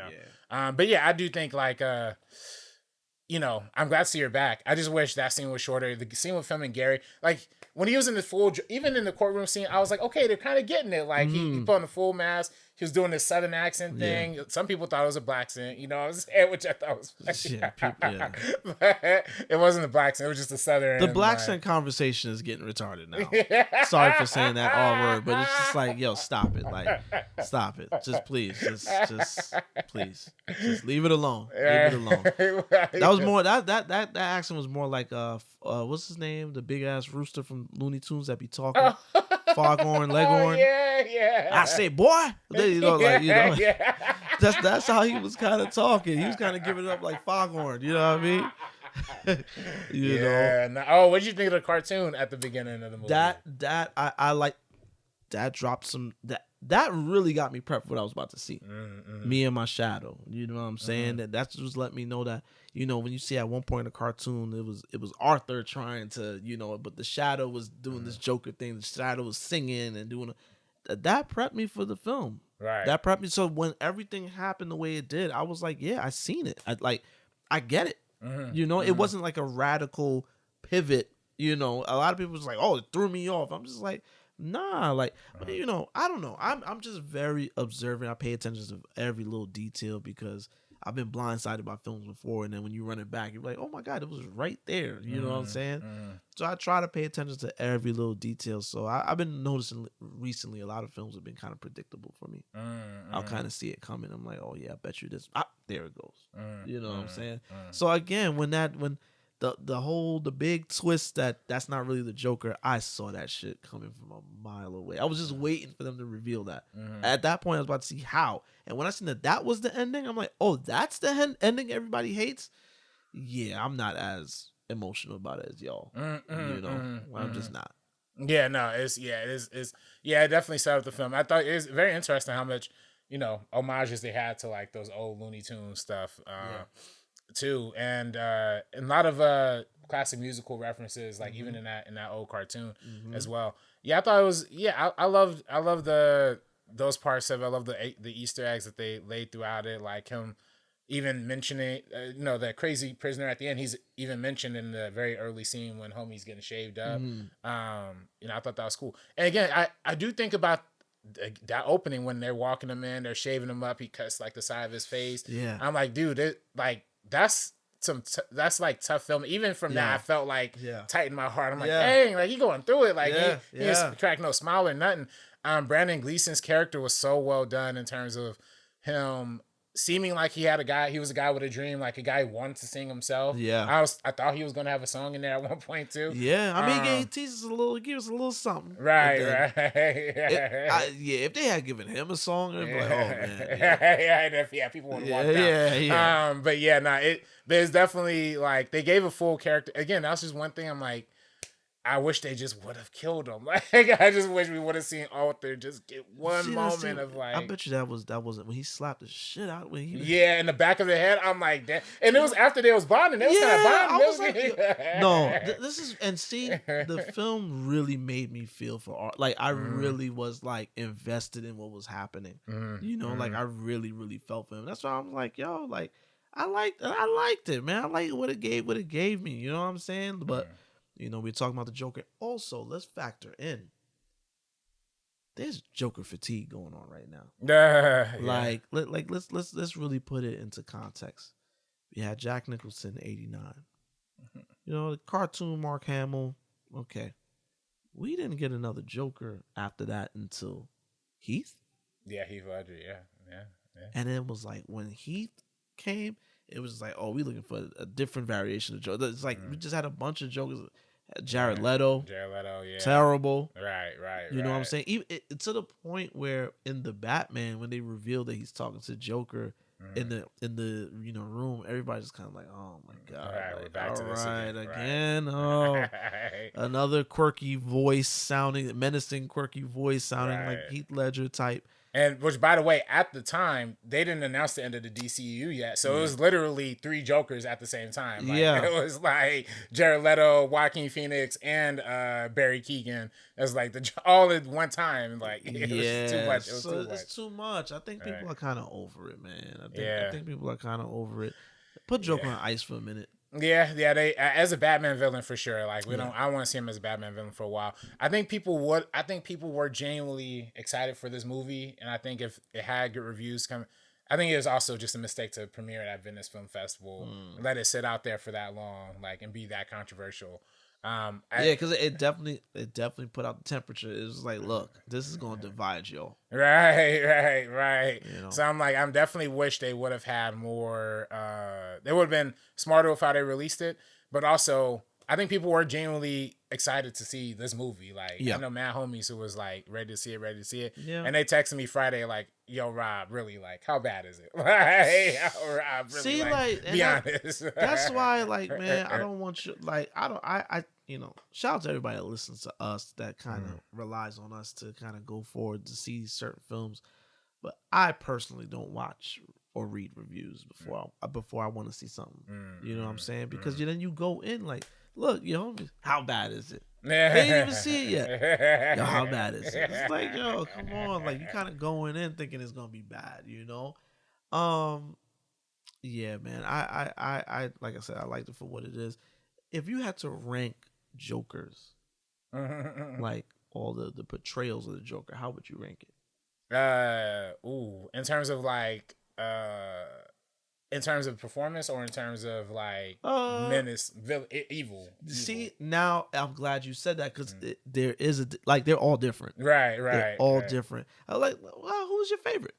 My favorite. Oh man, I mean, a favorite is probably definitely gonna be Heath Ledger. Just childhood. You know what I'm saying? Like that's my whole life right there. It was The Dark Knight. You know, back in the day, like type thing. And yeah, so I really love that one. I can't not. That's not my joke. That can't not be my joke. Yeah.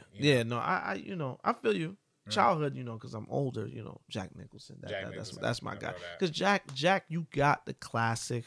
He Joker, but then he was on some like when Jack got real, he got real. He played him like a gangster, like you know what I'm saying, like you know like the Joker that Mark Hamill eventually played on the cartoon. Jack very much played like them, but on screen, Heath was the one, man. Yeah. Heath was the one. I do like Joaquin's Joker. I mean, technically he's not the Joker, but I do like that.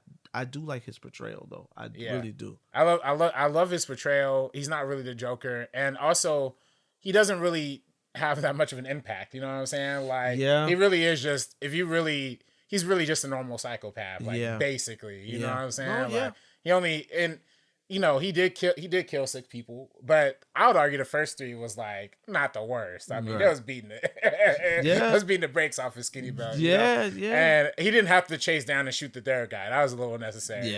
You know, at that point he was in his bag though. Like, yo, I just I'm gonna get you too.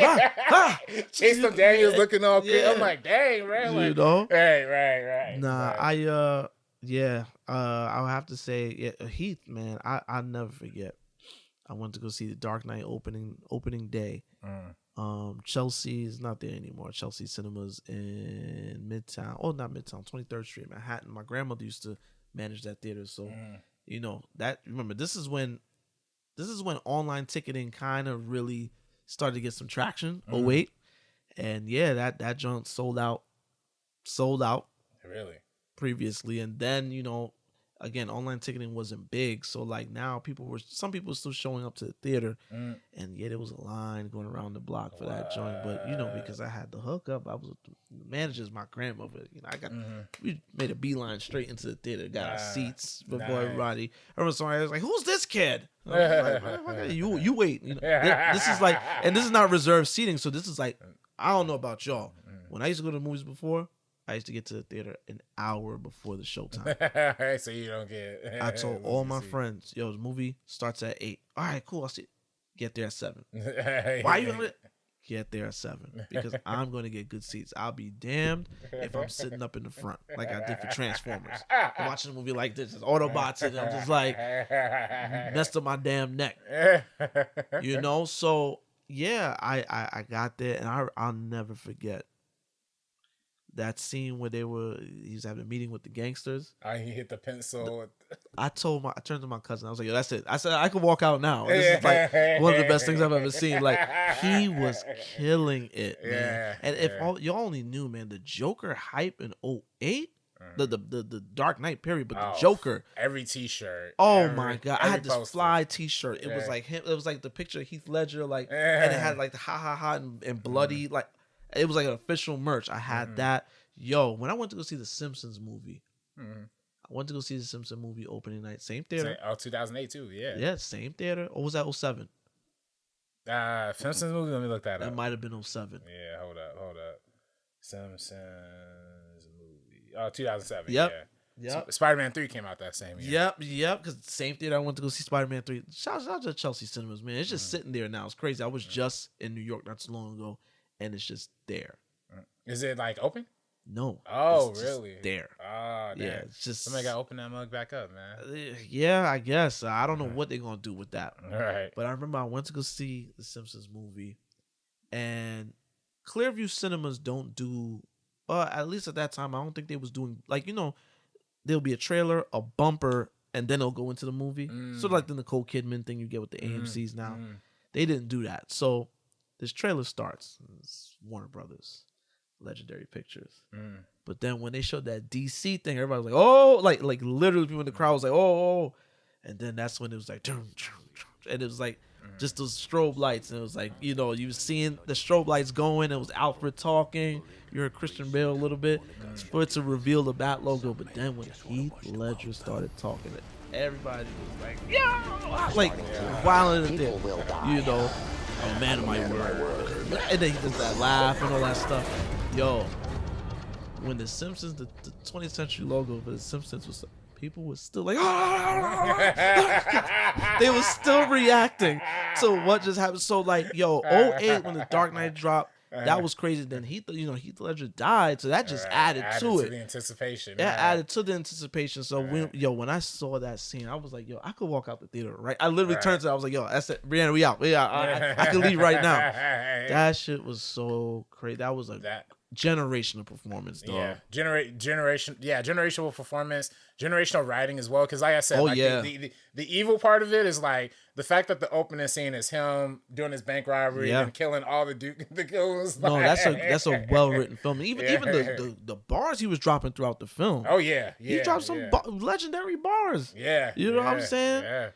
He burnt up the money when he was talking to the Maroney dude. I'm like, geez. Is that when he jumped down the money stack? Yeah. He had the allow, was it, that was up on the thing? He burnt it and jumped down. He was so chaotic. I loved it. Loved it. And the fact that, again, going back to the Joker, there's no origin story.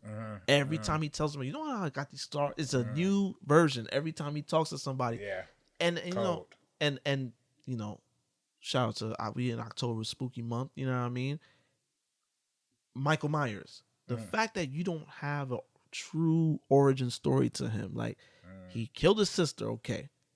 But what made him do what made him go to that? That's what makes him scary. Yeah. The less you know. So now when Rob Zombie comes up and you got these white trash family and they just cursing at each other and the mom is a stripper and this is like no.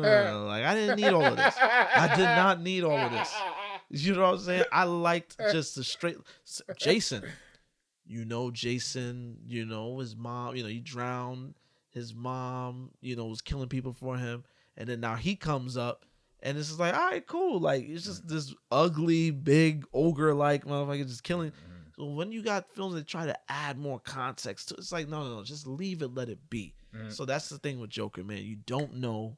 You just know he's psychotic. And, yeah, and I love that, man. I love it. And, I had a feeling, again, going back to I just had a feeling that this guy wasn't Joker. Yeah. It was given too much sauce. And then the things that was happening, I was like, I don't know. So now that we know that there is a Joker in that universe, who knows what his story was, Right. aside from just biting the sauce, from somebody else. You know what I mean? Right. True. But I enjoy 3.5 reels for me. You know what I'm saying? RB, I know you say you can't put a number on it, but it sounded like 2.5. You sound like you right in the middle, brother. Like you the things you like, but then you can't love it enough to take you to make you say it's a great film. I can't say it. Yeah, I can't say it's great. I can't say I want to watch it again. You know what I'm saying? Like, that's when it comes on Max, I might watch some scenes, but I gotta turn it off at a certain point. That's fair. That's fair. Yeah, but better than Megalopolis. And I will say I was kind of hard on Megalopolis last week. Yo. You know what I'm saying? Yo, when you call it a dementia, I was like, that's crazy. I mean, that's All of a sudden, my son had dementia. That's crazy. And that's what it felt like, man. But I will say, I watched a great video. Shout out to this YouTuber, Be Kind Rewind. She's like a little white girl. She does video essays. Okay. But she be talking about a lot of old Hollywood, and she actually did a great video on Eartha Kitt last month, which was how Eartha Kitt kind of got blacklisted because she spoke up against the Vietnam War and stuff like that. Very interesting. But she did also a video literally this week about, Francis Ford Coppola making Megalopolis and how he's been trying to make it since the 80s. Everybody's heard that story. They said that the footage he has from 9/11 that he had a second unit. She did that in 2001. Yeah, that's crazy. Yeah, exactly. Yo, shit. And again, like we said in our review though, we was like, listen, don't apologize for it though. If you ain't like it, you ain't like it. Right. But we said that we do appreciate the fact that it got made. Yeah, it got made. And he was able to put out the film that he wanted to put out, without any notes from anybody. Right. Even though somebody should have said, hey, change that. Yeah, somebody should have given him some notes. Somebody should have. But what's crazy though? The movie was he wanted to make it back in the 80s. He wrote it the movie originally when he was in massive debt. He had actually built his Zoetrope Studios into an actual studio in San Francisco. Shout out Matt Green, we both know. Oh yeah, Matt Green. What's up? Yeah, he used to work at Zoetrope and with Francis Ford Coppola was his mentor. He did tell me that. Yeah. So but it's crazy because they he built all of Zoetrope and he did a movie. I forgot what the movie was called, but they built a whole Vegas set on his back lot. And ended up running the budget up so much that he had to sell the studio, go in debt. And he did a bunch of work for hire. So during the 80s, that's when he did The Outsiders and Peggy Sue Got Married and stuff. Decent stuff. Right. But so Jack was another work for hire film, 95. Exactly. Robin Williams. Yeah. Young J-Lo. Yeah, right. Teacher. Yeah. Journey Smollett, I think she's in it. Yeah. When I seen that was a Coppola film, I'm like, get the fuck out of here. I remember when that came out, I was like, that's Francis Ford? Wow. Yeah. He was working for hire. He had another one that came out, and of course, Godfather 3, Bram Stoker. So those are all works for hire to try and get himself back into the game after being in so much debt. Damn, so that forced him to make 3. Right, yeah. Speaking of which, there's a correlation you can make with Joker and the Godfather, because Godfather. I don't know if you remember Godfather. Well, remember you weren't alive then. You know what I'm saying? But if you look into it, Godfather got a lot of criticism because they thought he was glamorizing the gangster life. You know what I'm saying? And whereas 2, he kind of focused on what's his name? Pacino's character. Michael Corleone. Yeah. To kind of show the reality of it, how it was affecting him, and basically just kind of subvert whatever was whatever was thought to be created with the original film. Right. And you could you could kind of say Todd Phillip. I mean, we said that Todd Phillip did the same with Joker and Joker 2. Yeah, no, definitely. You know? Yeah, it was definitely adding a new perspective to that. Oh yeah, he was Michael Corleone, Al Pacino, and then Marlon Brando's Vino Corleone. Yeah, no, it definitely they do that effective. I mean, that's why Francis Ford, he was a genius. You know what I'm saying? And they actually wanted to set The Godfather during the 70s, like make it a modern film. And then Francis had to fight the studio and be like, nah, we keeping it 1910s type thing. So he always had to fight. Yeah, like that always probably had wouldn't to have fight. worked. It wouldn't have worked. Oh no, definitely not. So it's fascinating. He spent his whole career fighting with studios. He literally went into depth trying to create his own studio, his own vision. And knowing that context, and shout out to the YouTube video that broke that down, I get Megalopolis a lot more now. I thought it was some sort of, I read it as like a pro billionaire kind of like pro capitalist movie. I see it now more as like an artist trying to build a world, That's what I got from it. When you was going on the capitalist thing, I was like, I checked out because I'm not really, I don't have strong feelings about that. You know what I'm saying? Like, one of my favorite people is Jay-Z. They call him the Wildcat. Listen, I'm all about getting your bread. Get your bread, man. Get your bread. You know what I'm saying? I'm not, as long as you ain't on some dickhead Elon Musk shit, like get your bread and do what it is you got to do. So when you was on that, like I gave you, as your perspective, but I guess when you saw the video, you kind of second guessed it. Yeah. Now that I saw the video, now that I feel okay, like it was really more about it's still misguided. Don't get me wrong. Yeah. The politics is still misguided. It's still wrong. Yeah. You shouldn't be blowing up tenement buildings to build some stupid architecture. Like that sounds goofy. But I see that he internalized the Caesar Catalina character as himself, and is like an artist who the world don't listen to. He gotta, the mayor is really a stand-in for like the studio executives, like being like, you got to play it safe, you got to be nice, and he's just like, no, I get that. I get it a little bit more now on that level. Yeah, I still say it goes up from a half a reel to 1 reel out of. That's 1.5. Right for me, 1.5. It was like I got it. I seen, but it was just a little too out there for me. Yeah. A little too out there. It lost me. It completely lost me. Right. Yeah, man, it's crazy. These films really did drop like back to back. Like I do believe we are going to look at Joker 2 differently years from now.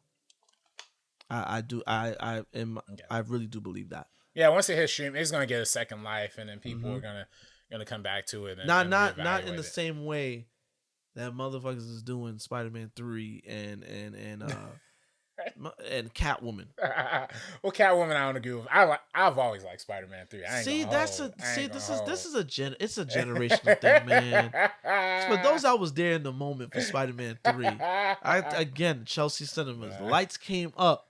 Everybody's kind of was like, what? Like, that scene when your man was dancing, that sucked all the life out the theater.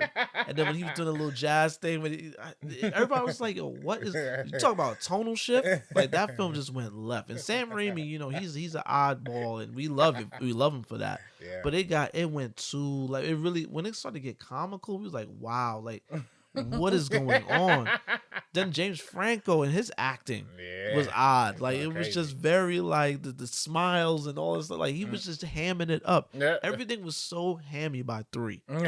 You know what I'm saying? Like, I loved it, man. I loved it. Yeah, I noticed, like, y'all, like, y'all, the kids, like, because y'all were kids. Right, yeah. So I remember going to the movies with my grandma, like, opening. Oh, G-Mon took you to the movies? Yeah. Me and my boy Ryan, was damn, G-Mon took you and Ryan to the movies? Yeah. Oh, shit. All right, now. What's going up, man? Yeah, no, I was, Spider-Man 3 came out 2007. I was 19. And I couldn't believe it was that bad. I was like, oh no, like, this movie couldn't be that bad. So then I went on a fake date to see it again. And the girl was trying to be cutesy with me, and I was just kind of like, get off me. I'm trying to watch this movie. Like, I was so focused on the film. Like, I was like, yeah, no, this movie isn't doing it for me, man. I didn't like Topher Grace as Eddie. Oh my God. He was so wimpy and just wasn't menacing at all. Like Venom was just like on Ozempic. It just wasn't like Venom was just. It was just Spider-Man with just a louder mouth. Like it just didn't nothing. Like Venom is big. You know, like that's one thing the new Venom films do kind of get down pat. Like Venom, like that's Venom. But the films are cheesy, man. Cheesy ass film. And then Catwoman I seen the other day. People were talking about Catwoman like it was so iconic. That one, no. Terrible. No. That basketball scene? Yeah, no, it's atrocious. Son, that basketball scene. No, but son, that basketball scene though. But she's just like, the edits, the cuts. I'm like, yo, what is going on? Like, stop it, make it stop. Yeah. I'm about to have a seizure. Stop. Like, stop. Too many cuts. Like, what? The camera going in and out. Hallie's all. It's like, what?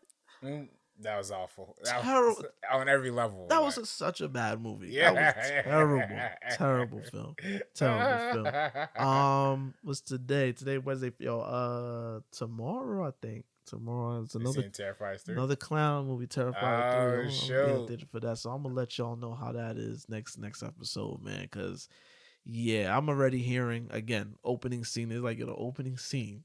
It's gonna make motherfuckers want to throw up. Yeah, for real. They said that the actors on set was trying to hold in the Earl because as they film. Like I don't know, man. Has any film ever made you react that crazy? You ever been watching something like, I might throw up? It's a throw. I never really threw up on a movie. Do I feel uncomfortable? Yeah. Like I told you, that saw when she was doing my hands, I could literally feel everything just get weak. I'm just like, I feel uncomfortable, but I ain't about to throw up. Like, come on, son. And you motherfuckers that sit next to me, do not throw up nowhere near me, man. Keep that. Don't be throwing up. If you feel sick, step out. I don't want that theater smell like beef stew. Because mother done threw up everything, man. They ate for dinner last night. Yeah, I don't want that. You know that smell. You know that smell that just linger after somebody don't throw. I don't. Take that shit outside. Yeah, you know what I'm saying. Nah, man. I can't. I won't even risk it. You know what I'm saying? For Terrifier, maybe I gotta see other Terrifiers. You know what I'm saying? I gotta see what Art the Clown is talking about. Listen, man. You know what I'm saying? He ain't saying. He's not saying anything. Oh, he's silent. Okay, he's silent. Okay. He's literally just making faces. Please, whenever look for Terrifier 2. Terrifier 2. It's one thing I say about Terrifier 2. It's long. Oh, for real? It's too long. How long is it? It's like 2 hours or something? It's 2 hours and some change. What horror slasher needs to be that long? But then when you see the scene, you see why they try to create a story around him. I think that's where Terrifier 2 is like, all right, I don't need all of that. But then it's like that one, I want to say like 8-minute scene where he's just finding new ways to kill this person. Like he did what he had to do to her. He could have let her just bleed out. Then he said, "Nah, let me go get salt. Let me rip this open and put salt in it and do this." And it got insane. Like just because then there was the brother that was talking crazy to him at the store. The brother was talking crazy, like because he's trying he's in a costume shop and he's like putting stuff on the. He's like, I don't know if he's trying to buy something, but he's putting stuff on the counter, just like a bloody hatchet. Like, so the brother's like, "What the fuck is this?" Like, get the fuck like. Brothers don't got no patience. And then he gets the brother bad, man. Beheads him. Oh, yeah, shoot. It's wild, man. Yeah. It's wild. It's wild. Oh, nice. You peeping that out? I'm gonna peep out Piece by Piece from Pharrell, the new Lego joint. Oh, that comes out this weekend. Yeah. I'm gonna be out of town. Let me see if I'm gonna be able to make a little excursion, get out, go to the movies real quick. I'll see about that. Yeah, that one. Damn, no, I don't know because I leave Friday. Oh shit, where you at it? Arizona. Oh, nice. Little drive to Arizona. Hey, AZ, man, that's a good spot. Go Arizona, show off a little family thing on Saturday, and then probably cut out Sunday. Word. Yeah, I might not have time, but I'm gonna definitely try to go see that Piece by Piece for sure. Yeah, nah. Like when I get back. Yeah. Nah, I just want I want to see Kendrick Lamar as an animated little Lego figure. Yeah, I see they got Jay. They got Jay. They got Jay in there. They got Busta Rhymes. They got mad people. I'm like, dang, they got for apparently. There's like a George Floyd protest like with Legos, so I'm very much excited to see. Very much excited to see what that's about. A George Floyd Protest with Legos. Yeah, that's what they. I don't know. I see I gotta whatever see. excitement I have for this film, it just went to the dumps. I just But Pharrell, my brother, I love you. You're one of my favorite producers, probably my favorite hip hop producer. I will go see it. Yeah, no, I'm very excited for A it. George 89. Floyd protest with Legos is crazy, though. I mean, maybe Twitter was just lying. I saw some Yo, Twitter say that, but who just that's that's the one scene y'all had to highlight. Damn. right. Yeah, but 89% on Rotten Tomatoes, so mostly good reviews. I watch it. You know what I'm saying? I like the Lego movies, and I like Pharrell. Okay. So I'm here for that. Yeah. I'm definitely down to see it. Probably take my daughter. She'll appreciate it. You know. Yeah, man. But that was episode 28, man. You know, we got to talk about Joker a bit. When I saw the movie, I was like, yo, RB, we gotta talk. RB's like, don't tell me the movie, I'm about to see it. I'm like, nah, you go ahead. You said there's armed guards at your. Oh yes. Yeah. Yeah, when I walked in, shout out to Porter Ranch, AMC. That's where I be again. Fun fact, that's where the Nicole Kidman bumper was shot. Yeah, I walked in, there was this brother there with this vest, like posted up. It was a cool little throwback though, because I haven't seen an armed security guard at the end in a long time. It's just like, yo, I was like, oh shit. It's a cool throwback. It was a cool little throwback. Yo, we taking it back. Oh shit. Because I remember when I worked in the movie theater, my first job was at a movie theater. Any black movie we showed, we had armed security guard. Oh, for real? Any black movie. Any black movie. If that shit had more than 3 people. Why did I get married? Yo, and when I tell you any black movie, I mean any black movie. I remember when I went to go see Notorious, there was armed guards there. 50 Cent Get Rich or Die Trying, armed guards there. There was literally, and you know, we laughing, but this is it is rooted. Let's be real, it's rooted in racism. Yeah, no, it was real. That's very real. Now, let's do a little real one's history lesson. I know we might have mentioned it in the hip hop episode. 1991, New Jack City comes out. The Duffield Cinema in Brooklyn is in downtown Brooklyn. Is now a Planet Fitness. Shootout happened in there. What? Brothers got clapped. Ooh. Movie theater closed down. Movie theater hadn't opened since. Like I said, it's a Planet Fitness now. Boys in the Hood. There was reports of violence in the theaters because, you know, John Singleton talks about it. He's like, yo, when I went to go see Boys in the Hood at City Walk, he's like, you know, I kind of came out the theater. I looked on one side. I seen them dudes. Yeah. I looked on the other side and seen another group of dudes. And he said, I got up out of there. He said when he was in the limo going down the windy joint, coming down the City Walk, he saw the cops coming up. So shit got real. Shit got shaky. Do you know what I'm saying? And then it became this stigma that black films need this. So there's a news report, you know, when Jungle Fever came out. And again, you know white folks that want to drum up some shit to blame black people for, but they don't know how to play the role. It's kind of like when the Black Lives Matter protest was going on, and somebody spray painted blacks rule. Yeah, and like we would never say like, so yeah. Clearly, okay, FBI. Yeah. Thank you for making your sign. Thank you, officer, for painting my you know. But yeah, they sent out a flyer. Oh my god, if you've seen that flyer, it was like, this is a jiggy joint, yo, and we're gonna, you know, I'm exaggerating. We're gonna slap all the white people upside the heads, yo. And it's just like, if you see the flyer, it's like, stop it, stop it. You know what I'm saying? So it was like, it became a stigma that like, yo, anytime too many black folks get together, they gonna do some shit. They gonna do this, they gonna do that. Poetic justice, you know, when that opened, you know, there was news reports out about like, yo, some theaters didn't even want to carry it. Really? Yeah. Dang, it was like that. Ooh. Mind you, at the same time, and furthermore, then you have idiots like Mickey Rourke go into the press and saying, oh yeah, see all the violence, the riots that's happening? Blame Spike Lee and John Singleton. Oh, that's what he said? Yeah. For real? Mickey Rourke. Mickey Rourke really? said that. Really? Blame Spike and John Singleton for this. So it's just that, you know, then, you know, when Do the Right Thing came out, again, this preceded the in-theater violence, but when Do the Right Thing came out, it was just kind of like, yeah, like, this is going to get them to riot and go crazy. Right. No, they just see us as just these violent people, you know. So, you know, in a sick way, when The Dark Knight came out and Colorado went down, it kind of restored order. It's like, oh, so everybody's sick now. Like, you know what I'm saying? Oh, so it's not just us. You know, so now any movie with Joker, yeah. I remember the conversation kind of happening with the first Joker. Like, yeah, no, definitely. Yeah. I remember the conversation kind of happening. And I remember I walked into Lincoln Square to go see it in Manhattan. And I seen this dude with a trench coat and like bleach blonde hair with no pigment whatsoever. He was just white. He was the whitest man I've ever seen with a leather trench coat. And I said, you still went to see the movie? Yeah. I said, oh shit, what am I getting myself into? You know?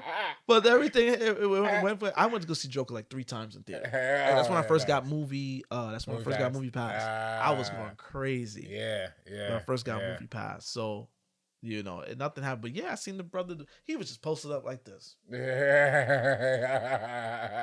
like, hey, brother, too. Like, I wish one of these motherfuckers, like, I want to shoot somebody right now. You know, I was just like, he was just a do-rag,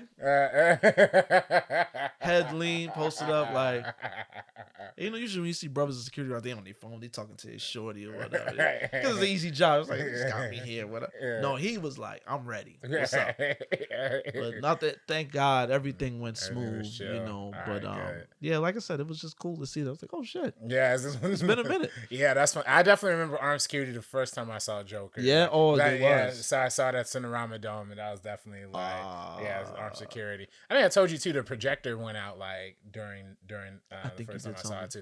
But you know, to be fair though, it went out, and I did get a little scared, but I was also like so immersed into the movie. I was you got shook when it went out. Yeah. I was like, oh shoot, this is like what's happening. But it definitely it made me appreciate the movie actually more, because I was like, dang, I was like loving it so much. It kind of gave me a minute to like. I was like, I kind of want to go back into it real quick, and they did restore really quick though. Okay. So I was like, yeah. Okay. But I was like, I knew I liked that movie because of like how I was like kind of reacting to it. Yeah. So, yeah. Okay. Yeah. Well, listen, man. This is episode 28. You know, we talked about Joker. Looking forward to Terrifier, and yeah, man. This is me, Mr. Marin Knows. You follow me on Twitter, Mr. MrMarinKnows, MrMarinKnows. Same thing on Instagram. Real Talk Film Society on Instagram. REEL Talk Film Society. You know, talk. You know, get there, talk. We got the little channel where you know people don't really talk in the channel. People just kind of like stuff and keep it moving. But let's talk, man. Like let's talk film. Like you know, I know RB every now and then I'll share something that got something to do with an episode or you know something to just get reactions. People just like it and then they text me. I'm just like talking the damn thing. Like let's talk to each other. Let's comment. Right. You know. RB, let them know where they can find you. Find me on Twitter and Instagram at Director RB3. You find me on Threads now too. By the time this comes out, I'm not on Threads yet, but by the time it comes out, I'll be on Threads. The reason I'm getting on Threads because I'm launching a Kickstarter. You know what I'm saying? All right. Or actually, Indiegogo. Okay. You know what I'm saying? We're in a pre-launch phase right now. By the time you're watching this, so then, stay tuned. Follow me on Twitter and Instagram at Director RB3. October 21st, we kicking this off right. Soon. So yeah. So we're in the pre-launch phase right now. So make sure y'all tap in, stay informed, and we don't need all the support we can get on these. You know yes. Yeah. So by the time y'all hear this next episode, we can really talk about it. Right? Yeah. Indeed, all right now. Right now. So yeah, man. That's episode 28. We'll see you. See you when we see you. Peace. Coming soon to a theater near you.